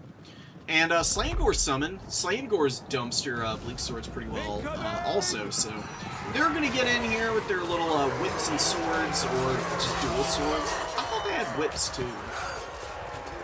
Guess not. Just dual sword infantry. Whatever. I think whips would have been a little bit more fun. But here we are. We work with what we got. Throwing axes. The Centaur throwing axes. They've gotten beat up this game. They've definitely struggled a little bit, but they're starting to get a little bit of value against the Supreme Sorceress here. Doing some good damage. Nice job by Yiffer to not miss the charge with his Razorgore herd. Yeah, you can see how well the Razorgore herd do, even into Dark Riders, who are not, like, ostensibly the most cost-effective unit for them to engage against. They still actually do regularly beat them, as long as you get that big charge bonus in on the Razorgores. They're such a nasty unit. The Supreme Sorceress, I think, just got hit by a Cygor boulder as she was going past. What the hell is going on here? I think it is trying to shoot her. That's pretty hilarious. So this Chimera's also gotten a couple of hits in, and it's continuing the chase. Ooh, the Cygors are shooting her. Both of them doing pretty nicely. 1100, 1200 value. Chimera's moving in with 1451 and actually routing the Supreme Sorcerer's Harpies, also chasing after her. Razorgore Herd with some good value. Synagor's paying themselves off just about now.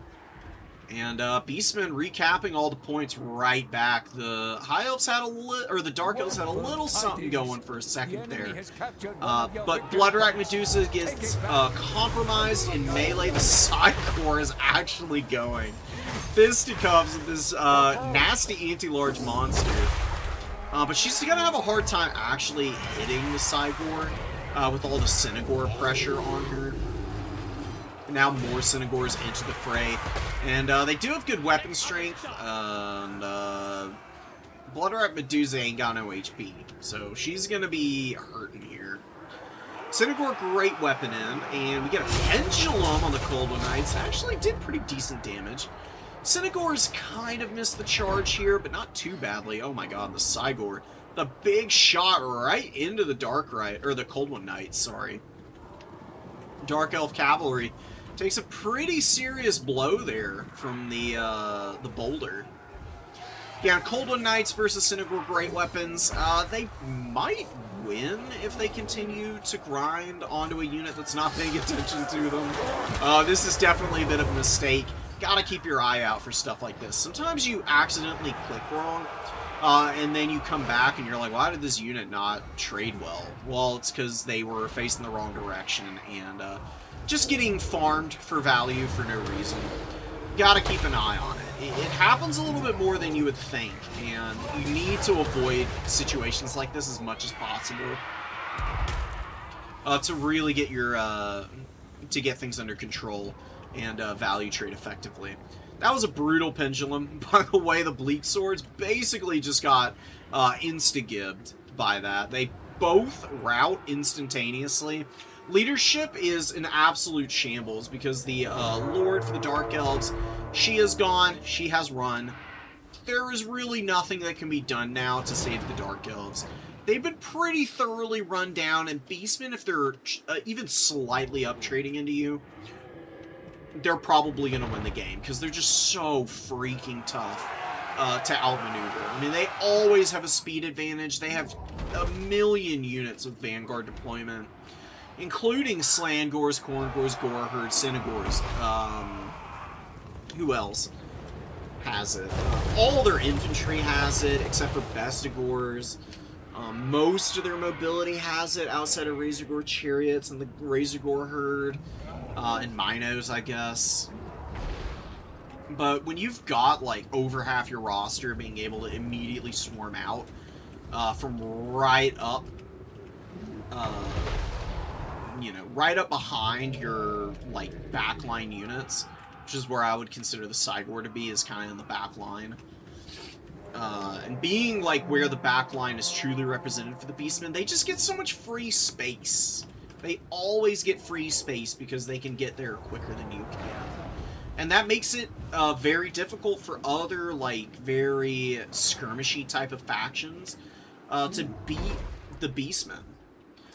Because not only can they bring tons of good quality, cheap cap weight to the table to, like, run up and cap points, they've always got something that can, like, swarm up onto your skirmishers and take them out in melee. And then when you try to engage them in melee, because the Beastmen have so many, like, reasonably cheap units, they can just get onto the rear of all your stuff with absolutely no problem and just make your life an absolute miserable hell. Cygors have done the impossible. Double Cygor has won a game. I didn't think I would live to see the day. I really don't like the regular Cygors. I just run the Eye of Morsleep. I think it's the only Cygor that's really worth running, in my opinion. In a competitive format. For, like, a new player tournament, double Cygor, I can see taking some games off people who are not, like, prepared for it, and I can see it being a decent mix-up against people who you know are going to run lots of infantry, but on the whole, I think it's probably not really the best method of taking down the Dark Elves. If you do run the Cygor, run the Eye of Morsleep, because it's got a snare. It's also way better in melee combat, not just because of the extra RR stats, but it gets like a lot of extra melee attack over the standard ones, which are pretty awful in melee. Cygars are really not good at like fighting on points or anything, but the Eye of Morsley, because of all of its extra stuff, does actually become really good holding points, because you can snare anything that's moving around the objective, and you can just fire like right up onto any of the other nearby points. There's a million units just like stuck in here, and the Cygor is just getting disgustingly huge boulders by hitting multiple units at once. Chimera with 2,000 value, not super surprising. These things are truly filthy. All the breath attacks got used as well. I didn't see a single one of them, but they all did pretty well, I would guess. Yeah, that's pretty brutal. Dark Riders try to smack into the Corngors, and then the Dark Elf player concedes immediately. Yeah, I mean, in a closer game, this is the kind of play that could lose you a game, actually. This one's well in control for the Beastmen, though, so it's just like a desperation play, and the opponent's like, okay, whatever, this is this is not happening. Deuces, guys.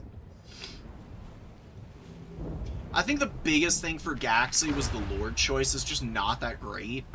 Just a Supreme Sorceress and a Manticore can Terror Bomb, and then also just absolutely nuke the infantry. Like, she just would fly, like, a Fire Sorceress would be really good against this build, not because of what she can do to the starting army, which is...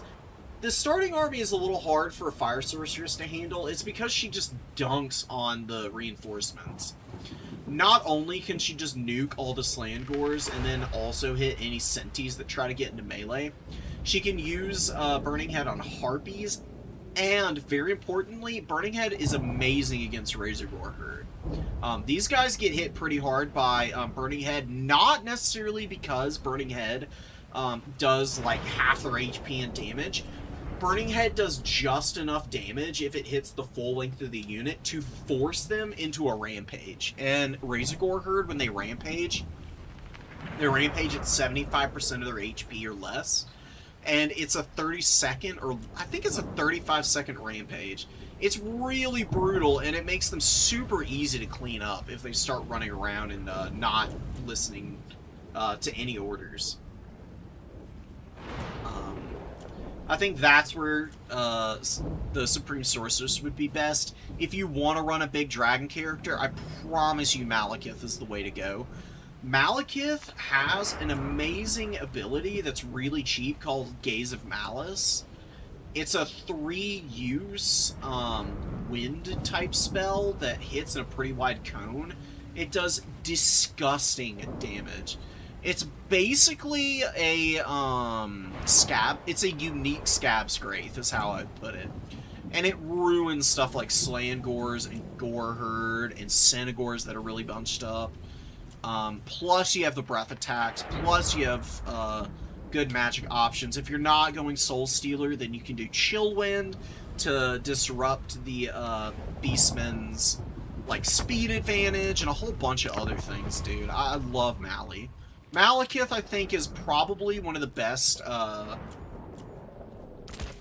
legendary lords in the game, and the only reason he doesn't get picked more often is because he is ungodly expensive. I mean, you pare him down to literally nothing, and he's 2,500.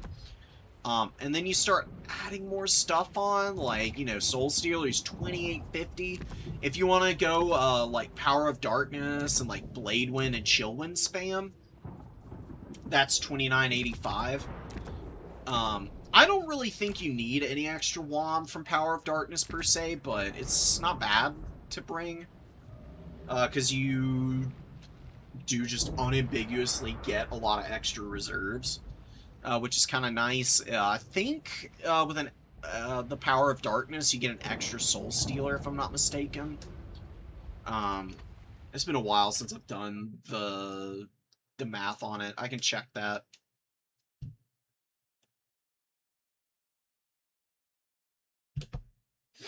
Well, the reason you don't see Malik is because people are just afraid to bring him because he just costs so much, and the Dark Elves have, like, tons of other Lord options you can synergize with their mobility play. Like, the most common guy you see is the High Beastmaster with Tormentor Sword on the Scourge Runner, because he's just stupidly annoying on this thing. Does a lot of damage, can net, and just irritate everybody. If you bring Malekith, I promise he will not do poorly for you. You just use him as a bully character. He just flies around and breath attacks stuff and drops Gaze of Malice on things. And then, like, dive bombs it. And then if your opponent blobs up around you, you drop a Soul Stealer. Heal yourself, do, like, a million stacking damage. Because Soul Stealer ramps up in intensity as more units are hit by it. You can drop a Soul Stealer and get over 1,000 value with Malekith. And Beastmen bring a lot of units to the table, so Soul Stealer synergizes pretty nicely into that. But if you just do Chill Wind and Blade Wind, you can also just nuke positions, because you can force engagements by hitting something with Frostbite and catching it with your Dark Riders. You can drop Blade Wind on, like, blobs of infantry, which is actually a lot more common for Beastmen than you might think, because they do bring a lot of bodies to the table in a lot of matchups. Blade Wind is a really good way of getting rid of Goreherd, and can also really chunk down, like, Synagors if they get blobbed up around, like, a single entity, like Malekith. There's so many strategies that you can utilize with him. He's only good on the dragon, though. He's shit on everything else. And he is super expensive, so you gotta micro him like an absolute madman. But if you can do that, if you can use Malekith as the big Darth Vader type character that he really is, it's Value Town, dude. It is Value City. He's so good. Way underrated for what he brings to the table, in my opinion.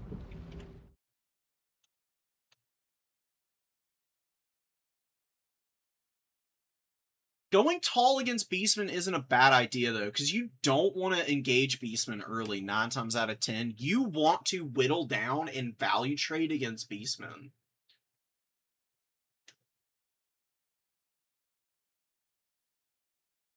There's definitely a risk of him getting caught on the ground by, like, Razorgore Herd and stuff.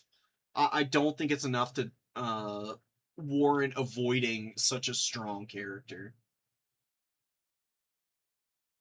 Yeah, I do want to know what Daniken takes in a Beastman as well, because I have played against him on Beastman. He ran a Supreme Sorceress with the Dark Magic, with Blade Wind, and I think just Blade Wind. I don't think he had Chill Wind or anything. I do like Chill Wind, but Blade Wind is a much better spell for doing damage. And he just cooked me with it. It was filthy. He got like 3,000 value out of Blade Wind.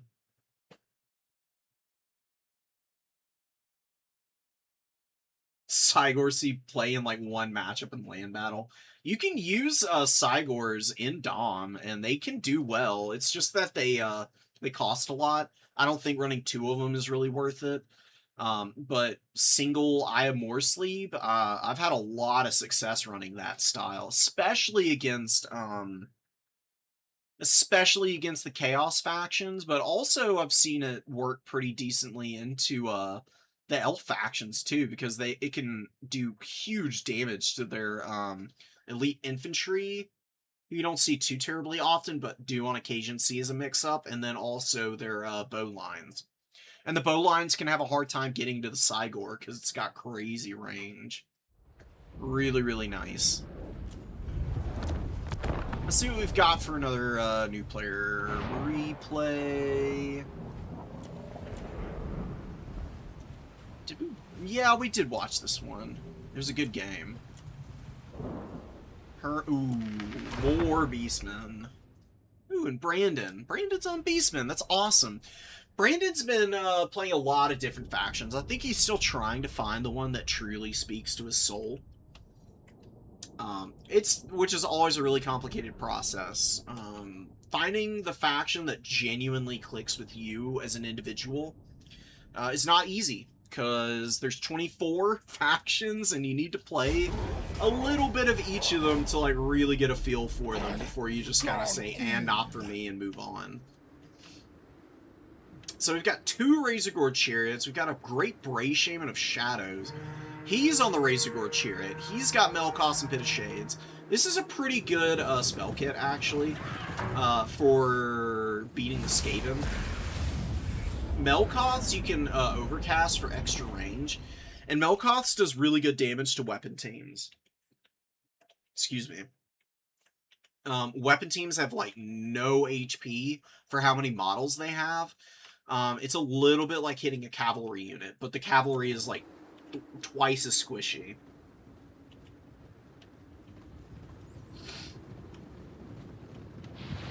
Shaman Sorcerers moving forward. Synagores are chilling on the #1 objective. Ungor Herd moving in. We've also got a Chaos Spawn. I think Chaos Spawn are okay. The Beastman Spawn are a little better than the other variants in my experience. Because they have Woodsman and they have Poison, so they can position away from missiles by, like, hiding on the back of points and, like, tree cover, and then they just rip into anything that accidentally moves into them. They're really good for road blocking space, but I do think that they're not amazing. They're not that fast, and Beastmen love speed, so the fact that they're fairly slow does not make them synergize all that well. The best use I've seen for Chaos Spawn is using them as, like, a tar pit around, like, your relatively immobile pieces, or something like a Korok's Man Rippers. You can set them on top of Korok's Man Rippers, and then nothing is going to want to get near that. And you can just, like, camp the point with the Elite Halberd and then the Spawn sitting in them to trap anything against them. Zangor's Goreherd moving up to the point, throwing axes chilling on here. You can see the Skaven getting ready for an engagement, looking for something to do. Not really a great use of Pit of Shades. It'll do pretty okay damage, because, again, Poison and Globadiers don't have a ton of health. But the globes are really not that expensive. This is only a 650 gold unit. And you can see it only took a third of their HP off. For how much Winds of Magic Pit of Shades costs, very poor trade. Melkoth would be way better. It'd do about the same amount of damage, by the way. Maybe a little bit less.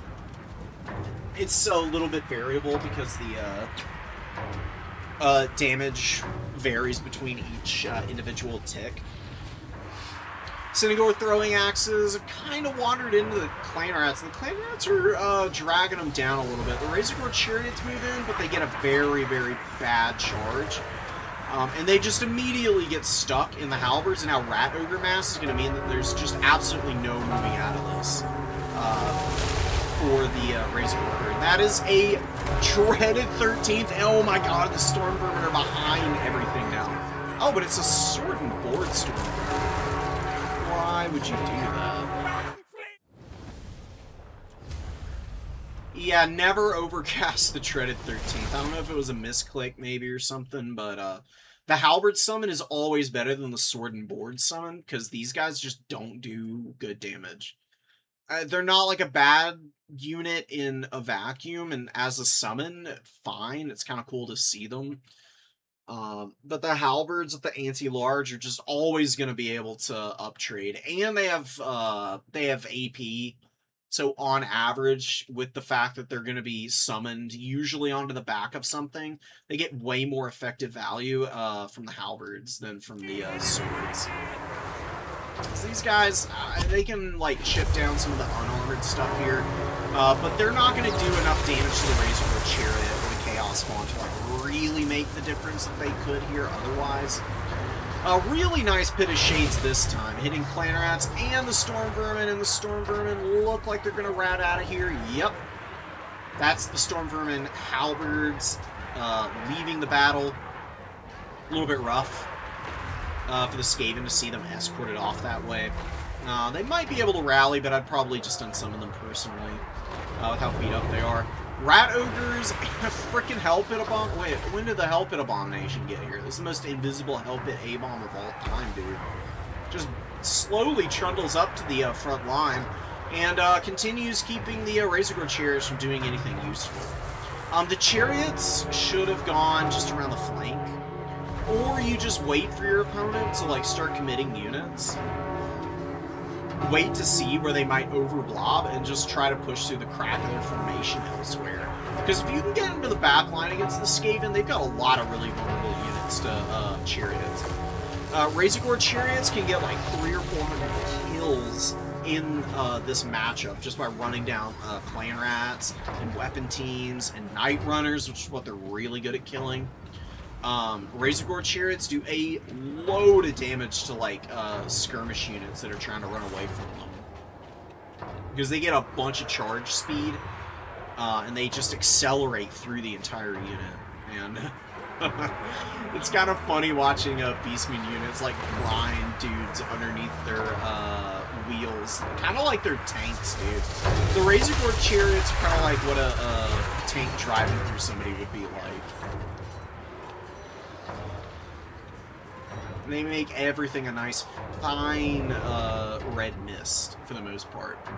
Cynagores are a little beat up. One is decently healthy, but the other's down to half models and way less than half HP.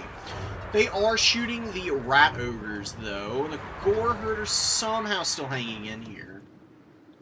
The Ungor Herd are doing nothing back here, by the way. I would leave one Ungor Herd just, like, up in the tree here, just to make sure nothing flanks through the forest, and then push the other two up to the point, just because you need a little bit of coverage here. There's a lot of units that the Beastmen need to have with a little bit of buffering that just don't have anything underneath them, especially the Butchers of Kalkengard.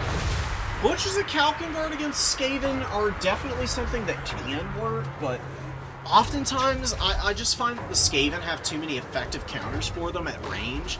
You just tie them up in melee and then shoot them with slings, Night Runners. You can just hit them with Jezzail fire. Jezzails do a ton of damage. And Jezzails shoot through the Butchers of Kalkengard's shield and make them much weaker to all the subsequent volleys they might take from anybody else.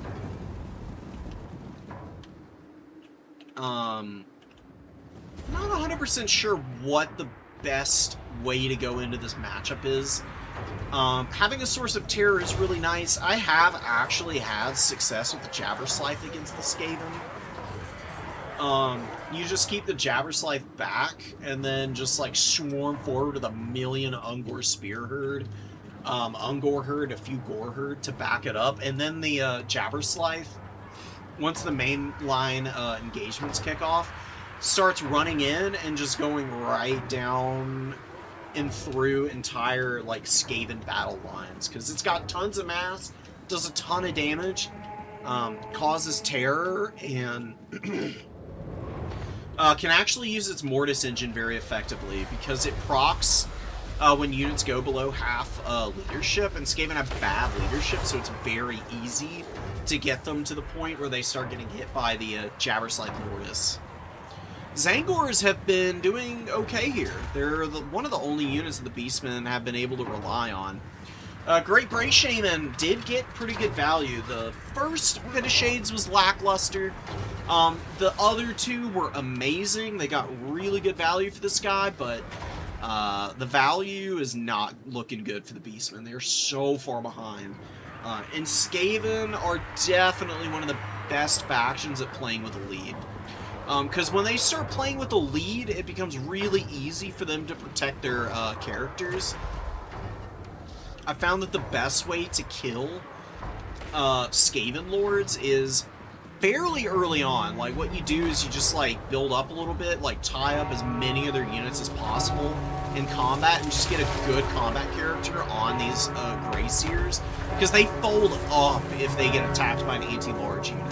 They have absolutely nothing that can protect them against something like a Gorbel, for example. Or you can run a Chimera and try and dive bomb them. They're also a fairly big target, so Synagore throwing axes can be used against them pretty well. That one's a little less amazing of an option, though. Synagore throwing axes are a little expensive in short range, and honestly, you're better off pressuring the back line with stuff like Synagore's anyways. Finally seeing a chariot getting on top of a weapon team. To be fair, there haven't really been that many weapon teams. Really, it's been more the fact that the Skaven Slave Slings have 400 value here. This one has 400 value also. And then the Night Runners, I imagine, have also been doing pretty well. Gutter Runners come out. Actually a really smart summon to hammer this Great Bray Shaman. Because, yeah, he's got good armor. But the Gutter Runners and the little Ninja Stars and all these little slings, and now the Globadiers, are going to be able to punch through all of his HP fairly effectively, because there's just so much shooting being focused on him now, and he can't survive through it all. Like, even if the Poison Wind Globes weren't here, he'd still have to get away from these Gutter Runners, because they do have poison on one of them. And, yeah, they're fairly quick, so it's kind of hard for the Chariot to, like, close ground as effectively as he can if he weren't being hit by the poison missiles. Chimera fighting the Hell Pit Abomination, but now Rat Ogres and Spears are getting over here. Not that any of them are going to be great against the Chimera, because it does have the immune to flanking effect, which means that, you know, it's got melee defense active around it at all times. It does mean that the Clanneret Spears are going to be hitting it very, very, very rarely. But the Hell Pit A-Bomb is a big single entity fighter, and is an anti-large specialist. It's got a big anti-large bonus of 20, with reasonably good combat stats base. If it were in a 1v1, it'd be a little weak to the fire damage, obviously, but with all the support it's got, it's having a pretty good time fighting stuff. It's got 1,800 value, which is pretty awesome.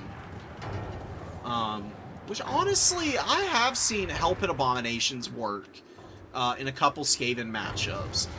And maybe not a bad option to run if you're going with a Grayseer, because Hell Pit A-Bomb can outduel Gorbals, and a lot of other combat characters that these can have pretty reliably. If, even at the very least, all it does is distract them, then it's kind of saving your bacon. Because Grayseers are really good at grinding out value. They've got some of the best spells in the game, like Warp Lightning, Dreaded 13th. They've got a Bound Scorch spell, which does pretty good work. And then the Unholy Clamor, just to, like, buff up leadership, is pretty amazing. I mean, 16 leadership and vigor reduction on all the Skaven units is indispensable. It keeps things in the fight way longer than they would otherwise. It also just mitigates any of the ill effects of losing vigor, which are numerous. I mean, you lose armor, you lose speed, you lose... Or not speed. Do you lose speed with exhaustion? You do eventually, yeah. Very tired you do. And then charge bonus, melee defense when you get to exhaustion, just a little bit though. Teeny bit of leadership as well. Leadership is not that significant, but any little bit of leadership you're losing puts you more at risk of routing. And routing is the last thing that you can afford units doing in this game, because then they're just absolutely useless and your opponent is farming value off of them. Razorgore Chariot's actually been cleaning up a little bit since it came out onto the field. This is why I prefer going for infantry early and summoning the chariots in after the fact. Because when the battlefield gets a little more broken and the mass isn't nearly as prevalent for the Skaven, and you can get more isolated charges with the chariot, this is where it can really shine. You can see it doing some great work right now. And I think maybe if Brandon didn't get the chariots caught early, then there is potentially a chance they could have made this a little bit more of an even game.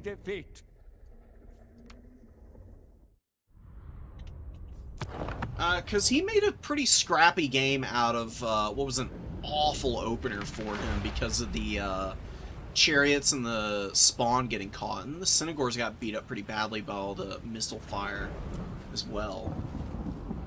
And Night Runners with okay value. The slings cannot be allowed to get triple their value. You think it doesn't make a difference? You're like, oh, it's 600 and 500 gold, right? I mean, these are 200 gold units, though. Anything tripling its value is immediately just going above and beyond. They fired like all their ammo off, and they did a bunch of work, I think, against these Cynagors. So I'm pretty sure all they were doing is sitting on the Cynagors for the early going of the game. Stormtrooper and Halberds both paid for themselves, and a little extra. Gutter Runners were fine. Help at A-Bomb, a 2,400 value. Going all the way with that thing. That was kind of crazy. I really didn't think we'd see an A-Bomb for one, or that it was gonna get that much work done. Oh my god. That was special. Thank you, Herman. Thank you, Herman, for a good time, dude.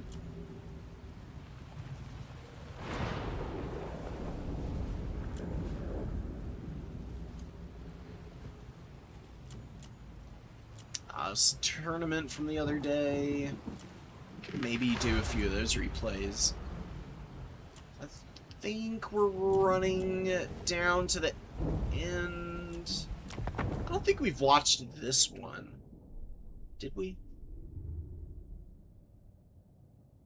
We watched Cappy play a decent amount the other day, but I don't think we saw this one between him and New Jersey Rocks. I presume that's what NJ stands for in his name. You know, it's a Jersey thing. Thanks, man. A realist, if you want to watch some other tournament games that I've played in recently, go to the beginning of stream. I did a decent few replays where I broke down my tournament performance from yesterday. Played an Anticities tournament. I almost won the whole thing. Just damn close. Just played a little bit poorly in the final, which was big sad moment.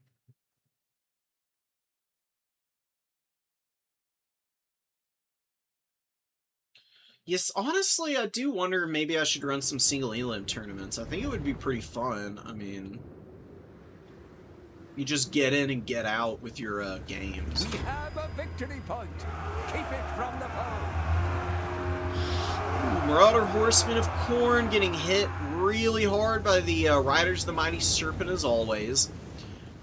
These guys are really devastating. They do a lot of damage with their javelins.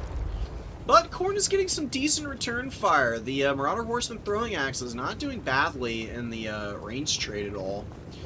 They push their opponents back and keep it somewhat reasonable. You see an Ice Wolves running, and Bellers is shooting.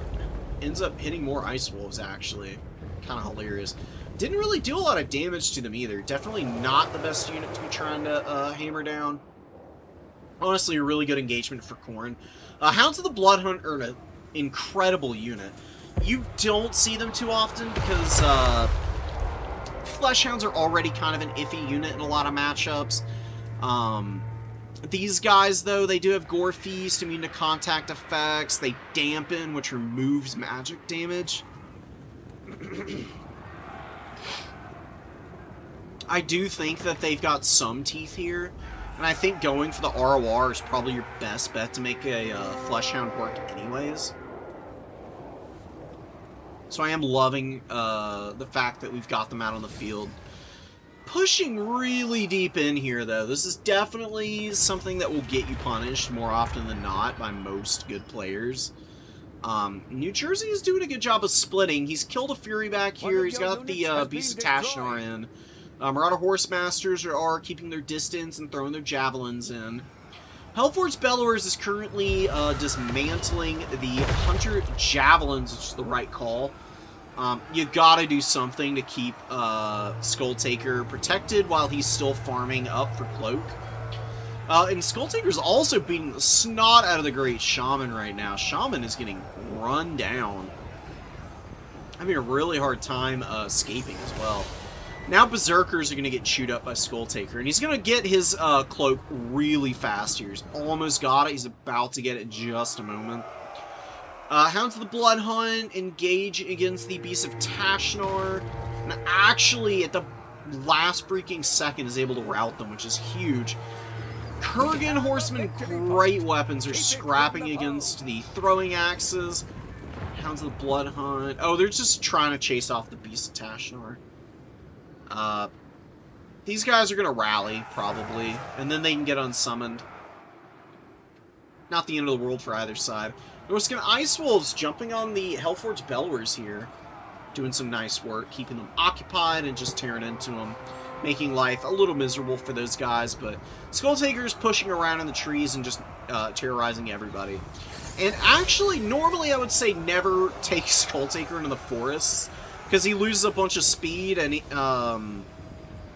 forests are just generally not great places for, like, non-woodsman type units, because they have to, like, drive around each individual tree, and it can be very hard for them to escape from there, but he should stay in there as long as the horsemen are on the field. Because it's just a lot more inviting and safe. He pulls his way out of the trees and into the open field, immediately starts taking huge damage from the javelins. But he's going to jump back into the forest. Cultist is now fighting the Great Grey Shaman. Oh, and the Marauders. Marauder Berserkers doing their thing. Oh, but he's on horseback. Oh, horseback Cultist. Dude, you don't see that ever, hardly. He's actually got sort of anti-heroes, which is fun. Khorne Infantry eventually able to overwhelm all the numbers for Norska. There's just a bunch of Marauders and Khorne Gores. And the Hellforge Bellwers did some pretty good damage to a lot of the infantry. It pushes way too far back, though, and is getting shut down by the Hounds and Skin Wolves coming in. Flesh Hounds moving forward. Cappy is continuing to put pressure in the back line. A lot of skirmishers in the field for Norska. Cappy is theoretically down in value. It doesn't really feel or seem like it.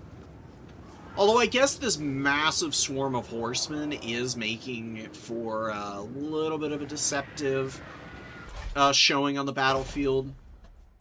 It's just kind of scattered to every corner currently. Yeah, engage with Khorne Gores, lay in the Furies here, and get these other infantry to just, like, make sure that the Horse Masters can't rear charge the Furies.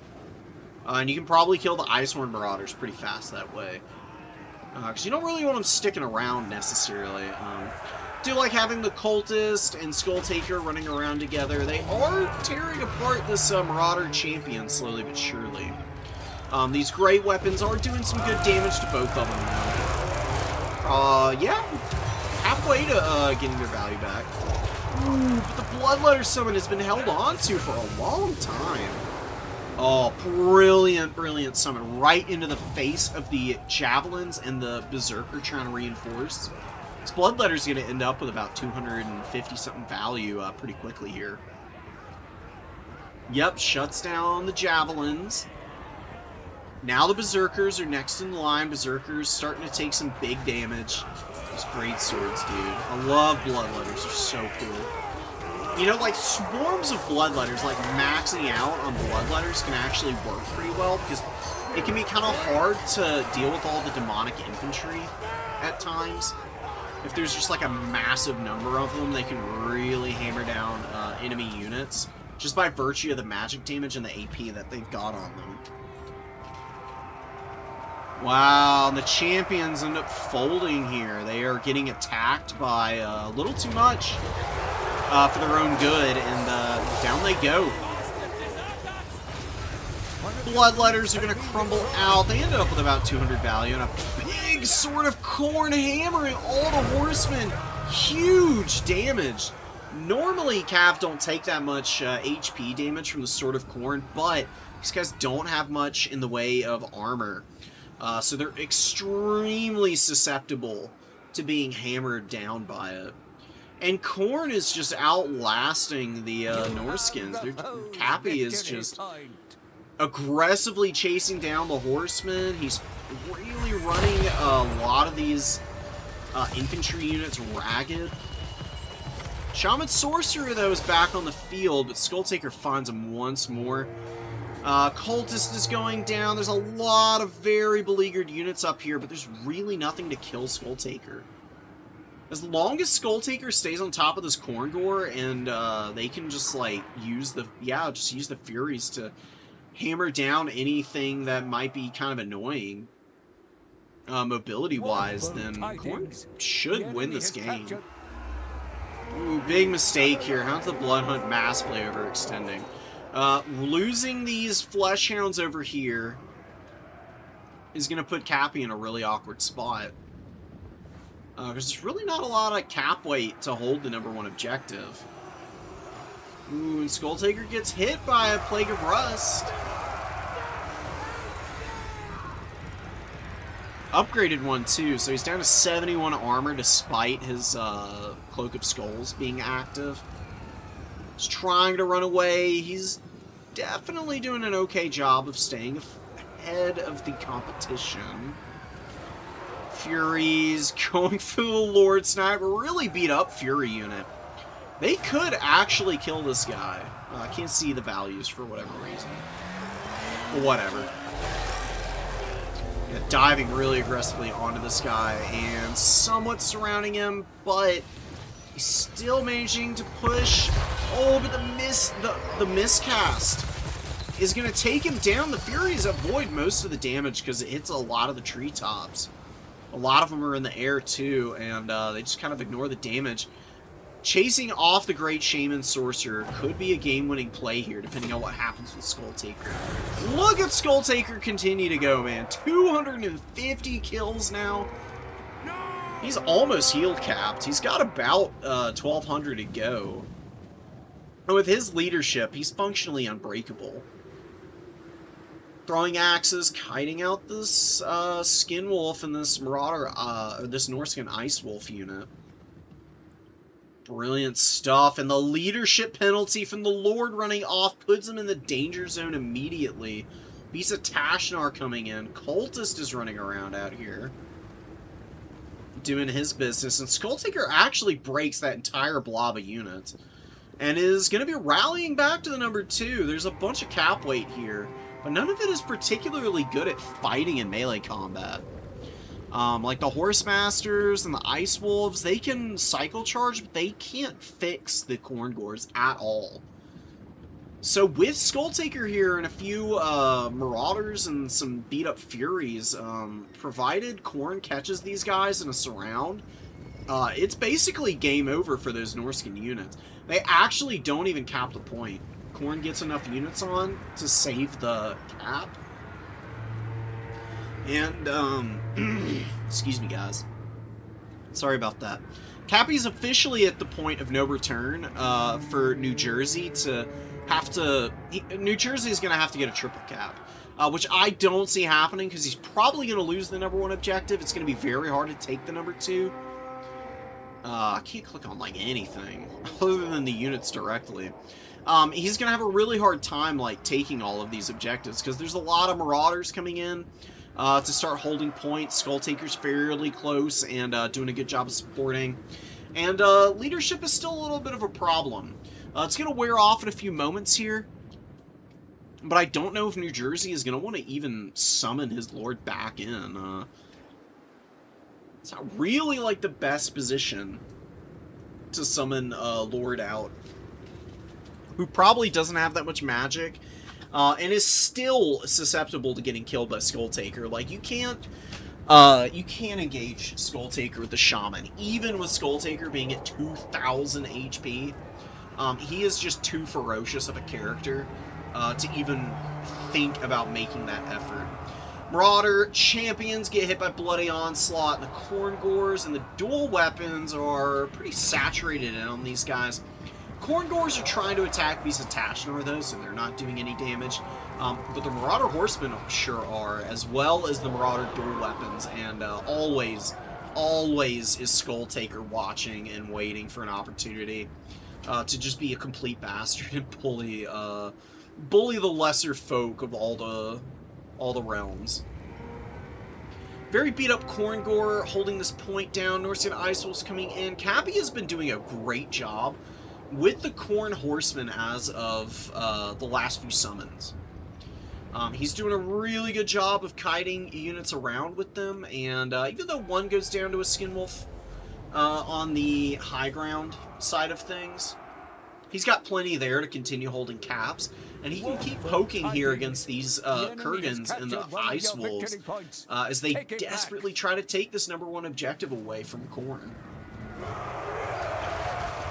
Marauder's getting charged. Skull Taker is continuing to grind, and the Fury would be pretty weak here normally, but with the extra melee attack and leadership, they'll be able to equip themselves well enough that they probably easily remove the Marauder and chew a decent amount of HP off the Berserkers, but you'll probably need this Marauder dual weapon to like finish that fight. It doesn't even end up mattering though, because Cappy is just able to scrappily hold on to these points. And that game is a great indicator of why value trading is not the whole story in this game. Skull Taker with a casual 3k, no problems. No problems at all. Not only did Skull Taker get 3,000 value, but the reason that the value trading looks so much more favorable for New Jersey Rocks is he did kill a lot of Khorne units, but he dumped so much magic and damage into killing Skull Taker, and that bad boy still survived through everything that was thrown at him. There was probably a good 2,000 value that's basically poured down the drain against Skull Taker if you can't finish him off. Because that's just how Skull Taker works, man. Like, you either kill him or you don't. If you don't kill him, he's a nightmare. Going for the mobile play was the right call, but Cappy just did a great job of using Skull Taker to bully everybody in the forest, because he was in there for a while, and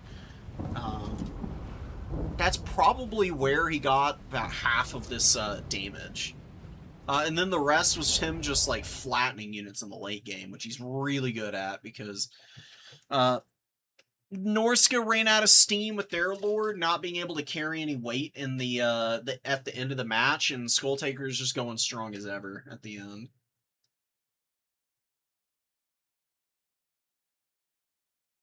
Main issue is that, yeah, game interest is at an all-time low, but it just is what it is. Like, we're still here, we're still playing games. Well, it's not as many new players as normal. It's not as many people just signing up for tournaments as normal, but all things come and go with time. I think when Lord of the End Times gets here, it's going to breathe a massive wave of interest in this game, because you're going to have all kinds of new cool stuff, especially for the undead, who I desperately want to see get buffs, and some just cool new units. And it's like one of the biggest named characters in all of Warhammer Fantasy. I mean, it's the ultimate big bad other than the Chaos Gods. You know, Nagash is freaking awesome. One of the coolest tabletop models, as well as just being something that people probably have some idea about via, like, cultural osmosis.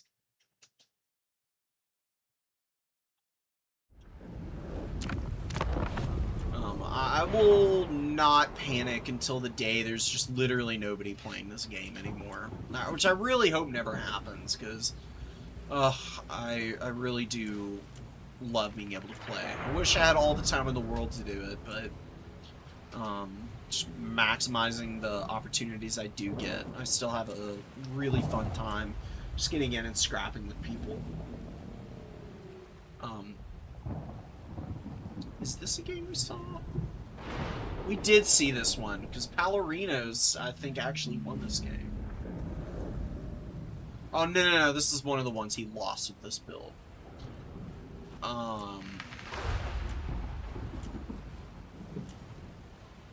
What games have we not seen? Did we see Skaven versus Ogre Kingdoms? Oh my god, what is this? Moshard Fate of Buna. I don't know, man. Probably not. What are Ogre Kingdoms even doing in Skaven? If I'm gonna think about this matchup, I never see this matchup. Which is why we're gonna watch it, because honestly, I really don't know how this plays out normally. One of the most underplayed factions in the game, Ogre Kingdoms, versus one of the hardest to play factions, I would say, in the Skaven. Probably just go double Stonehorn into the Skaven and just like completely wallop their backline with just unstoppable high mass monsters is the way to go. Tons of heals, troll guts, and meat feast. And then you do lots of bulls and whatnot, but this is honestly a decent rush build. I think there's a few too many Ogre Bull Iron Fists, honestly. But just in terms of matching the weight of numbers that the Skaven has, this is pretty nice for Chimp. And you can bring in Nobbler Scrap Launcher, or just get a Lead Belcher into a good position away from the main battle line. Make sure it's not getting shot at by Natty Bubos, and you'll be in a good spot. Rat Ogres moving up. Ixus Triads are hanging out by Natty Bubo Sharpshooters. Iket's on his wheel. He's got unlimited power, Flensing Ruin, Warp Lightning, and Howling Warp Gale, which, yeah, actually you do want, because Blood Vultures, obviously. We've got extra ingredients being popped here by the Butcher. And yeah, Bulls and the Butcher are going to just go straight for the Wolf Rats. And I don't know what the Paymaster is really going to do. This guy does not have a lot of armor, and he's very, very, very bad in combat. His stats look okay, but they're, like, deceptively low. And for whatever reason, I just don't think this... I think this guy's got some kind of animation bugs or something. So he just never seems to make contact against anything. And then, he doesn't respond well to orders, seemingly. He spends a lot of time getting, like, stuck on stuff. Pigback Riders, just eating some firepower from the Night Runners. And the Night Runners are using a lot of ammo to try and shoot these shielded little Nobblars. Although there's not a lot of Nobblars in the field, so I guess it's not really a bad idea to go for that. Ogre Bulls are a little beat up. Paymaster's taking some damage. It's not Icket. Oh, it's gotta be the... Yeah, Natty Bubo's doing some shooting, and I think the Night Runner missiles as well, because they've got a little bit more value than would be suggested by just shooting Pigback Riders. Had to have gotten these dual weapon bulls a couple times. Rat Ogres are moving in. We get the Natty Bubos opening up on the Mornfang Cavalry, while Blood Vultures...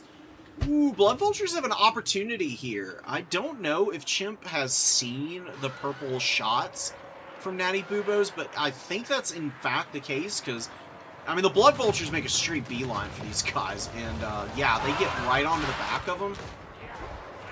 While Ixus Triads are out of position and the Rat Ogres are too far away, huge pick for Shrimp.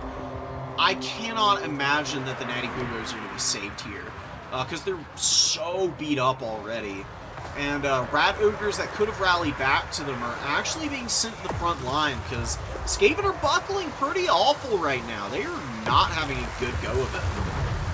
Clan Rat Spears, oh, and Rat Ogres over here getting stomped by Saber Tusk Pack, which is huge. Saber Tusks and the Pigbacks easily dragging down those nasty old Rat Ogres. Wow, and the Bull Rush is going so well right now. Blood Vultures actually do get taken out before they completely kill Natty Bubos. They've got 20 models left. They're going to rally very quickly here, which is massive. If they had kept running there, it could be an even bigger issue for the Skaven. Skaven are in a tough spot, though, right now. They are not able to clear all the HP here. And the Noblars, a lot of them are pretty beat up. They're still healthy enough to hang on and continue providing support for these Iron Fist pulls at the very least. And the Paymaster, I mean, he's done literally nothing. He's got 12 value. All he's here to do is not die. When we get the, was that the, oh yeah, the Moss Shard. Got the Moss Shard, Fate of Buna to instantly delete the Ixis Triads. Is this the real one? I do believe it is. Yeah, wow, that's really good spotting, too. Man, Chimp with a couple of really good plays and good decision-making. Utilizing the magic the way he is. Wow, he's got ogres all the way in the back line. Currently stomping the snot out of the Poison Globes, but massive wave of Skaven slaves just come in to, like, stop their momentum. Probably not going to get onto the Warp Lightning Cannon. Wow, Blood Vultures find the Natty Boobos again, so just completely keeping them locked out. Nothing that the Skaven can really do about that, and Chimp, his units are beat up, but he's got a better, he's got better cohesion than the Skaven by a country mile right now.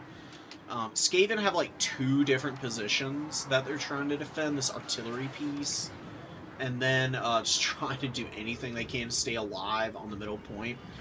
Warp Lightning Cannon has also, I just realized, it's been camped on the Paymaster and shooting trees the entire game. So that's pretty agonizing. This is not really a great map for artillery, just being completely transparent. This forest and this terrain piece alone make this very awkward. Because you can't position here, because you can shoot like one corner of the point. It also makes it a little, so like if you want to shoot between this pillar, you have to like move up a little bit. And if you move up, you start to crowd off space to be able to shoot the number 1. Like, you can hit whatever is on the number 1 objective, yeah. But this whole lane here is completely sheltered from the cannon. And it just is too easy to hide from artillery and too hard to position it. Like, you could move it, probably best spot, to like right here on this blue line, so you're by a vanguard, and then you can shoot both these points. But then you're just like out in an open field, and there's a couple of shielded flank routes right by your position, making that a little sketch. Cannon is doing a little bit of work just for a moment there. Got a couple shots in and actually did some damage. If it were actually shooting targets that it could see and not just hitting trees for the majority of the game, it probably have paid for itself by now, and that could have gotten the Ogre Kingdoms into a position where maybe if their Paymaster gets sniped, or they just lose more of their Ogre Bulls than they're comfortable with, that the Skaven could, in this late game position, maybe make a push for capping the points, but I think they're just not going to be able to get to the objectives. These freaking Ogre Bulls in the back line for the last little bit of this game have just completely ended any chance of a Skaven comeback by killing the artillery and just stuffing so many units back. I mean, they beat up on like 3 different Skaven slave units. I think there was a Rat Ogre that went over there at one point. And through it all, those bulls are able to get reinforced and just continue the pressure. Saber Tusk packs getting rampaged onto Ixis Triads. Poor Ixis getting deleted by Fate of Buna. I do have to say, I think I need to eat the eat the dis on the boosted Buna caster. Because the Butcher deleting the Ixis Triads was a huge play, because they're one of the few good anti-large units on the field. And they can be quite frustrating because of the Weeping Blade. Even though Ogres don't have a lot of armor, they're very low armor, as you can see. Any armor that you're taking off something like a Mournfang Cavalry is insanely valuable. And Mournfang Cav are kind of a staple anti-large unit for the Ogre Kingdoms. Maybe a little unjustly favored over the Maneater Great Weapons. I do think the Mournfangs are better in matchups where you need faster anti-large, but for beating up the Skaven, I actually think going for slightly more expensive Maneater Great Weapons is a better call.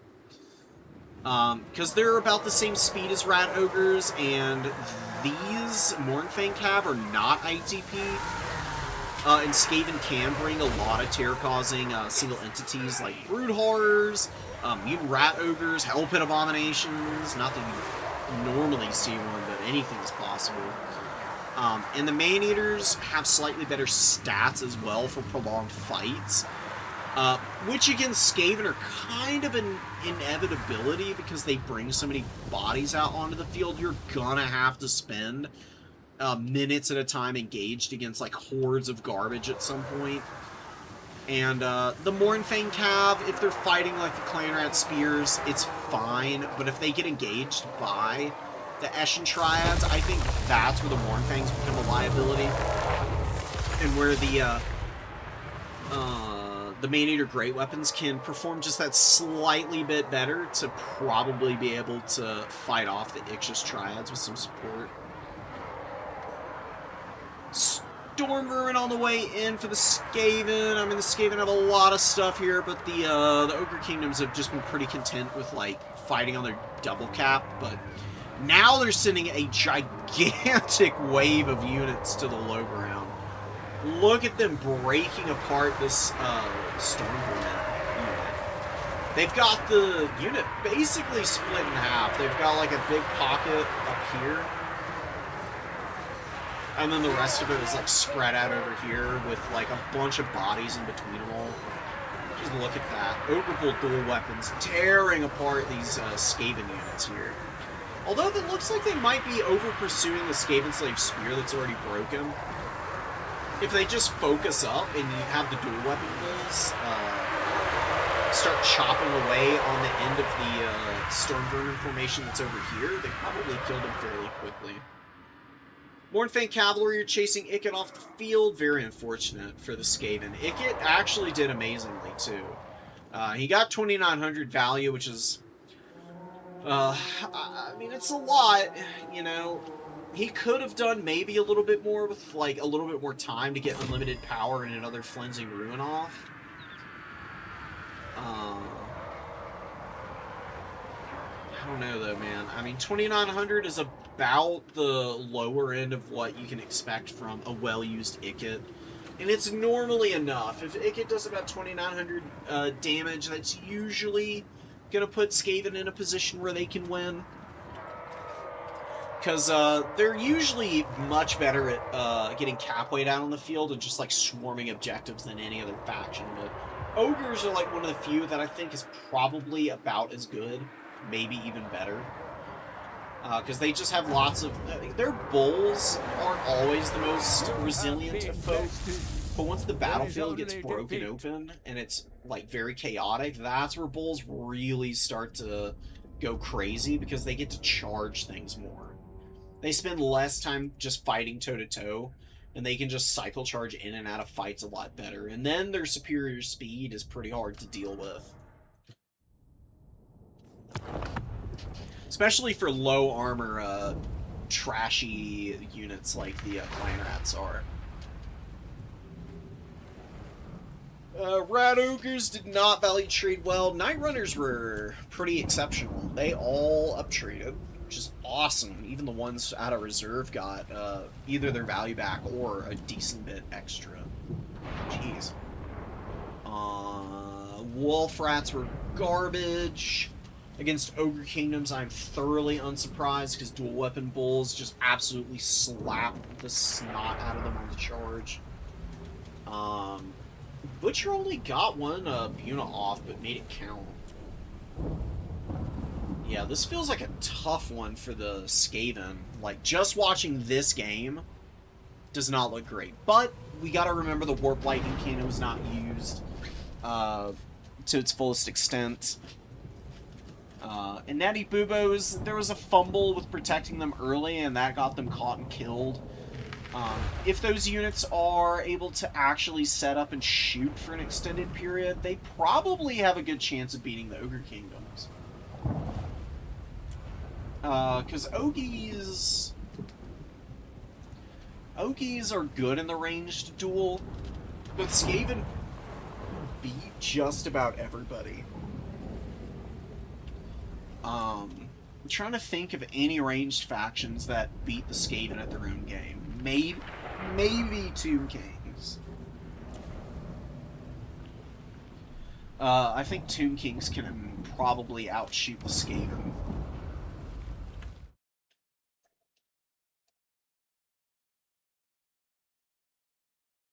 Just bring a shit ton of catapults, probably. It's okay, bro. Don't worry about it, Postini.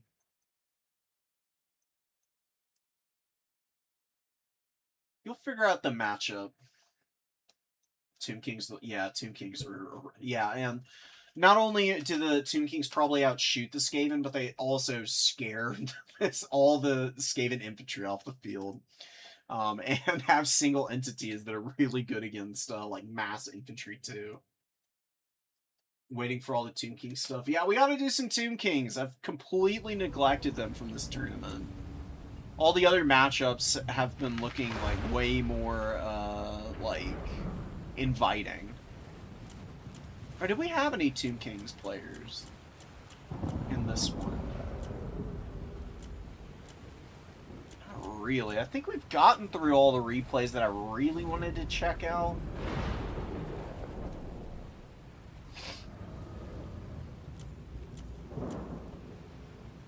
We watched this on stream the other day.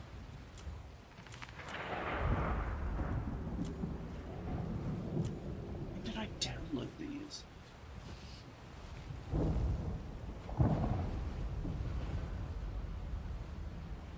I don't know where I got some of these replays from. I must have downloaded them from like a tournament somebody else was hosting that I just happened to see on, like, the Total Tavern.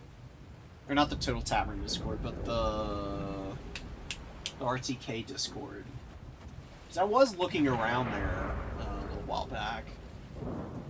We've seen a lot of these games. Which ones have we not covered? Did we do Shishi and KOTGA? 2 games against the High Elves.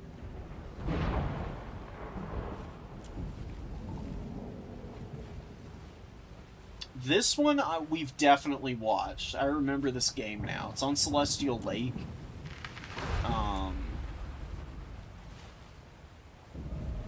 Tomb Kings win this one even after Aisling gets, like, a filthy Master of the Mists off. And they kill the Chosen of the Gods. Because the Screaming Skull catapults, like, destroy the entire High Elf army. If you want to see this one, the tournament from a couple weeks ago on Saturday is the one it's from. I don't think we covered this game, though. Even if we did, we'll rewatch it, because Tomb Kings High Elves is a pretty good matchup. It's pretty fun. And Shishi is a really cool Tomb Kings, a newer Tomb Kings player. Now, I want to see what they can do. Known that tournament? Yeah, apparently not. But we found, we've got some Tomb Kings elsewhere. This is probably going to be the last match that I do. And then I've got some other stuff going on today that I need to attend to.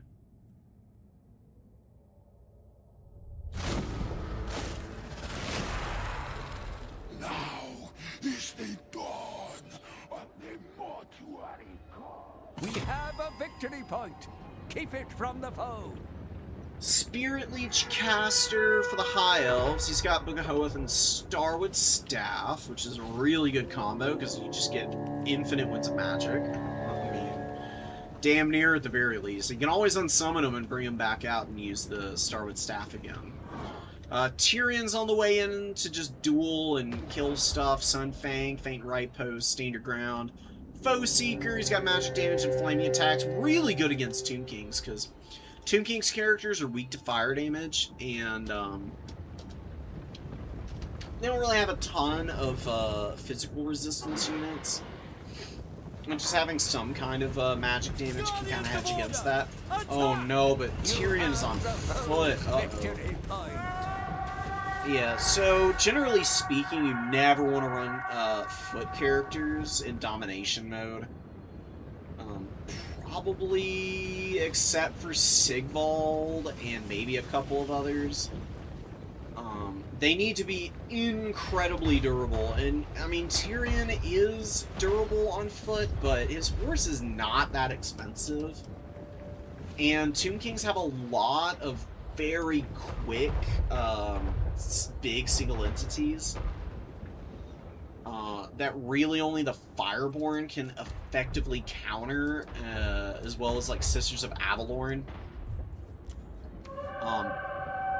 Both of which can get manhandled by range tools that the Tomb Kings have very easily. Tyrion on the horse is pretty small and hard to hit.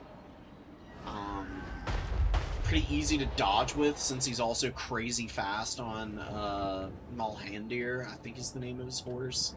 Woeful tidings. The enemy has captured one of your I'd victory much points. prefer to see that. Take it back. Tomb Kings are poking really nicely with their horse archers right now, and that Screaming Skull catapult round, oh my god, just double hitting those poor spearmen. Killing a bunch of them too, man. You know, elves not the hardiest of folks when it comes to their HP. They're quite flimsy.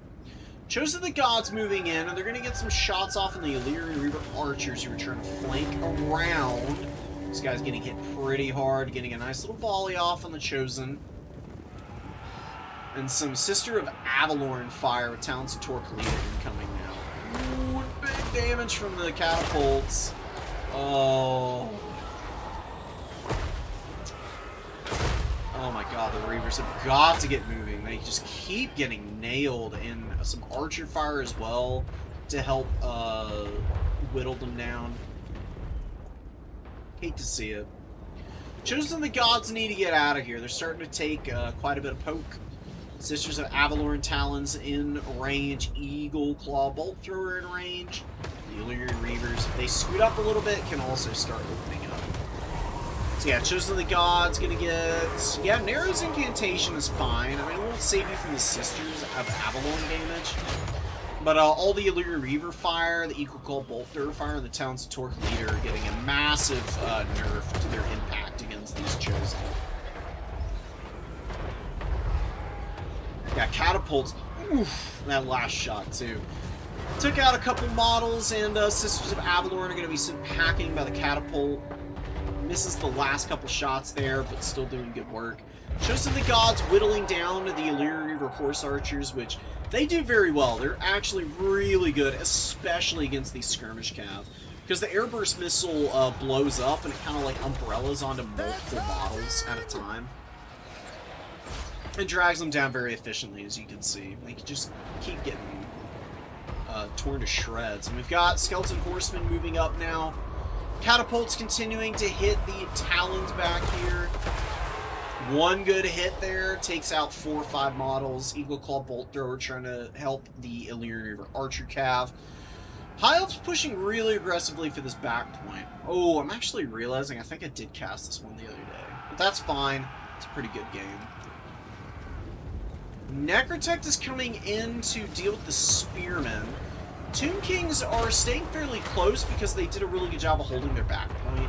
They're not giving this up, and that's why the High Elves are going for it, is because they need all the caps, and they need to start making this miserable for the Tomb Kings if they can help it. Fireborn get hit by Usirians, and the Catapult fire is focusing on them now.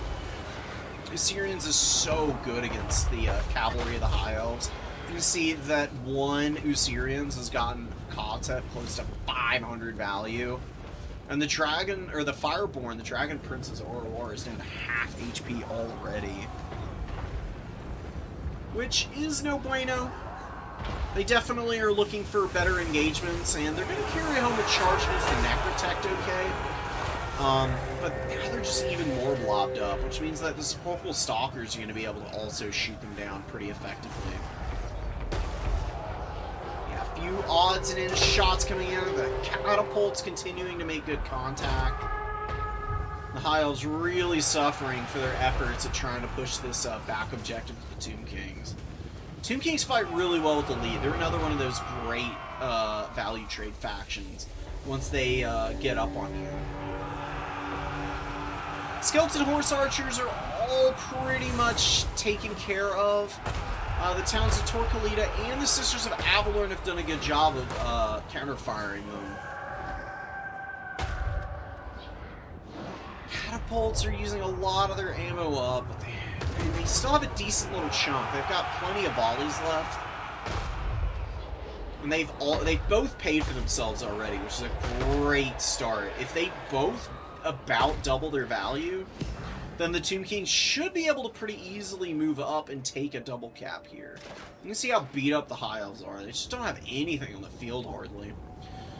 So many units were put into this back cap attempt that it's left them incredibly thin on reinforcements everywhere else. Here's the thing about artillery builds, and especially like double arty builds. Your opponent can dump all that gold into them. They can get about double their value back sometimes, and you can still win on a double cap if you just completely ignore the artillery and just spend a little bit of time dodging some shots, but then also just being good about replacing your losses in the front line. The whole idea of going heavy arty is that you value trade your opponent off the field quickly enough that you can then get your own reinforcements up on the point and steal it away from them, and then build up ranged advantage so that they never get close ever again.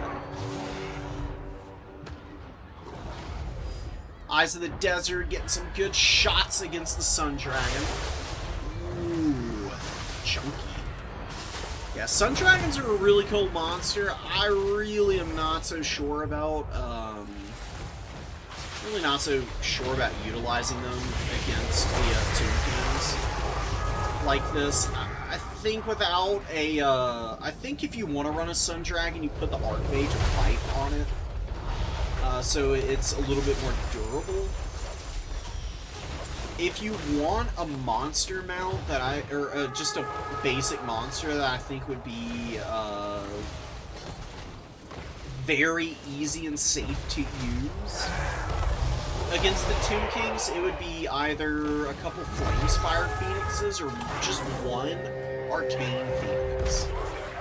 Maybe even the ROR Arcane Phoenix against Tomb Kings for the perfect Vigor Aura. I actually think that would be pretty good. I'd actually like to see somebody run that. Good Sandstorm on the Sisters of Avalorn. They're getting tossed around by the nasty little skulls that are whirling around them. Tyrion's getting trapped up on a bunch of spears and the Sepulchral Stalkers. He'll be able to do good damage in melee here, but, you know, I mean, you might be able to kill the Eyes of the Desert, but they've already value traded upwards. And the Tomb Kings, the rest of their units, are slowly pushing you back, doing a really good job of it, too.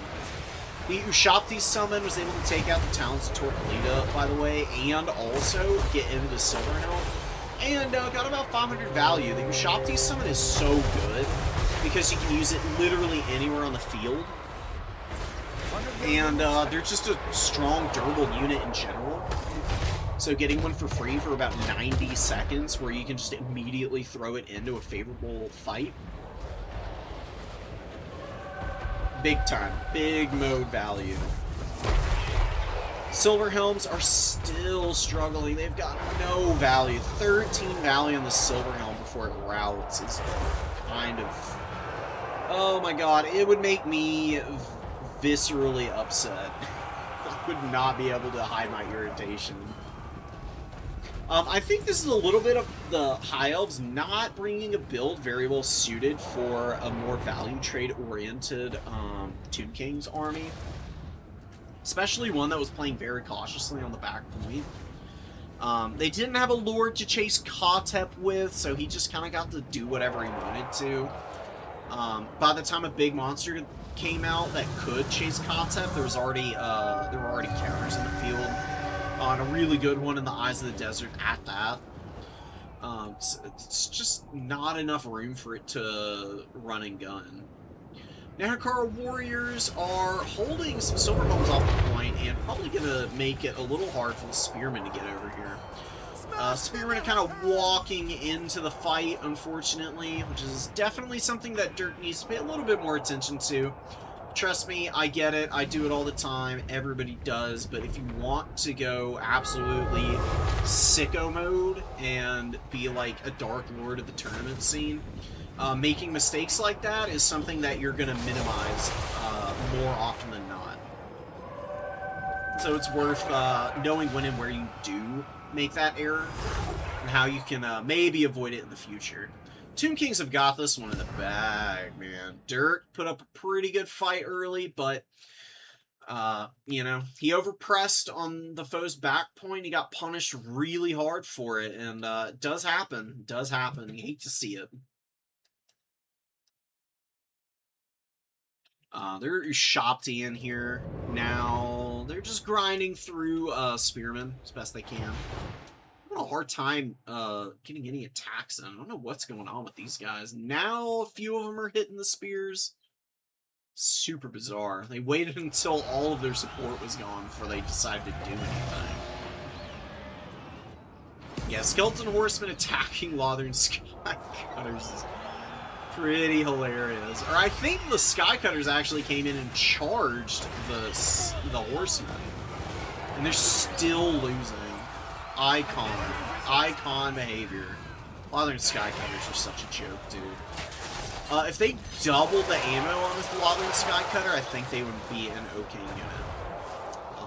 Either that or they need like 110 armor and like a massive melee attack buff. Like go from 30 to like 50, and then maybe they would be decent. As it stands, they just don't do anything against anything. Like, their missile is fairly low impact. They use all their ammo up way too quickly. And the momentum buff just doesn't do enough for them. To, like, to try and charge into the flank of any kind of cavalry. It's just so mediocre. More often than not, they just kind of bounce off of units and end up getting stuck somewhere that they can't escape from.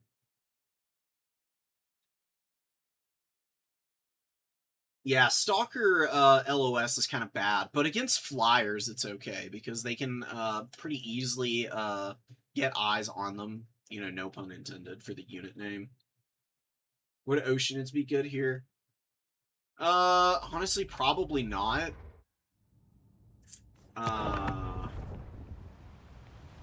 The reason I say that is, like, okay, your opponent may not have tons of magical damage in terms of shooting available with this build. Like, primarily, the primary counter to the Oceanids would be the Eyes of the Desert. Eyes of the Desert would shred Oceanids for 1. 2, Screaming Skull Catapults, unless they've changed something, and I'm misremembering horrifically. The catapults are magic damage also, which they are. And even if they don't hit accurately every time, their missile does enough damage that it would be breaking through and doing semi-substantial work against the Oceanids. Where the hell? There they are. Like, the Oceanids would only be getting the benefit of their missile resistance against the artillery. No fire damage, and the magic damage goes right through the Fizz Res, so they'd be really squishy. In theory, though, if you don't get shot to death, the Oceanids just grind down all the other Tomb King's units. By virtue of having, like, perfect vigor and a million missile defense, or melee defense. They could maybe do some incredible things. I just am not 100% sold on this unit.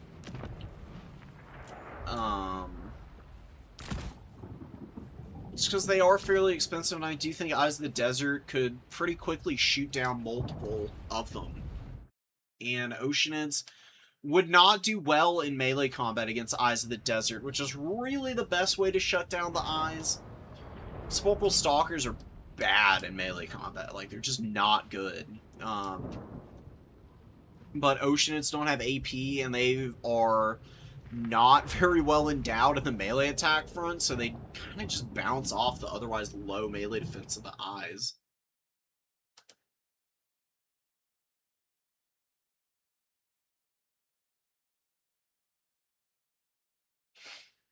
Alright, that is going to be it for me today, guys.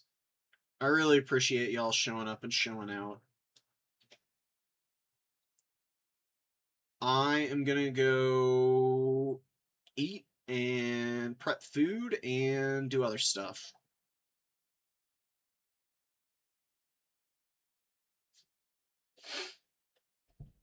So, I'll see you guys another time. Hope you guys enjoyed some of the replays. And I'll see y'all soon. Hopefully going to be able to stream maybe tomorrow even. Or the day after that. Just playing it by ear. We'll see. I'm going to try and get like 2 more streams this week.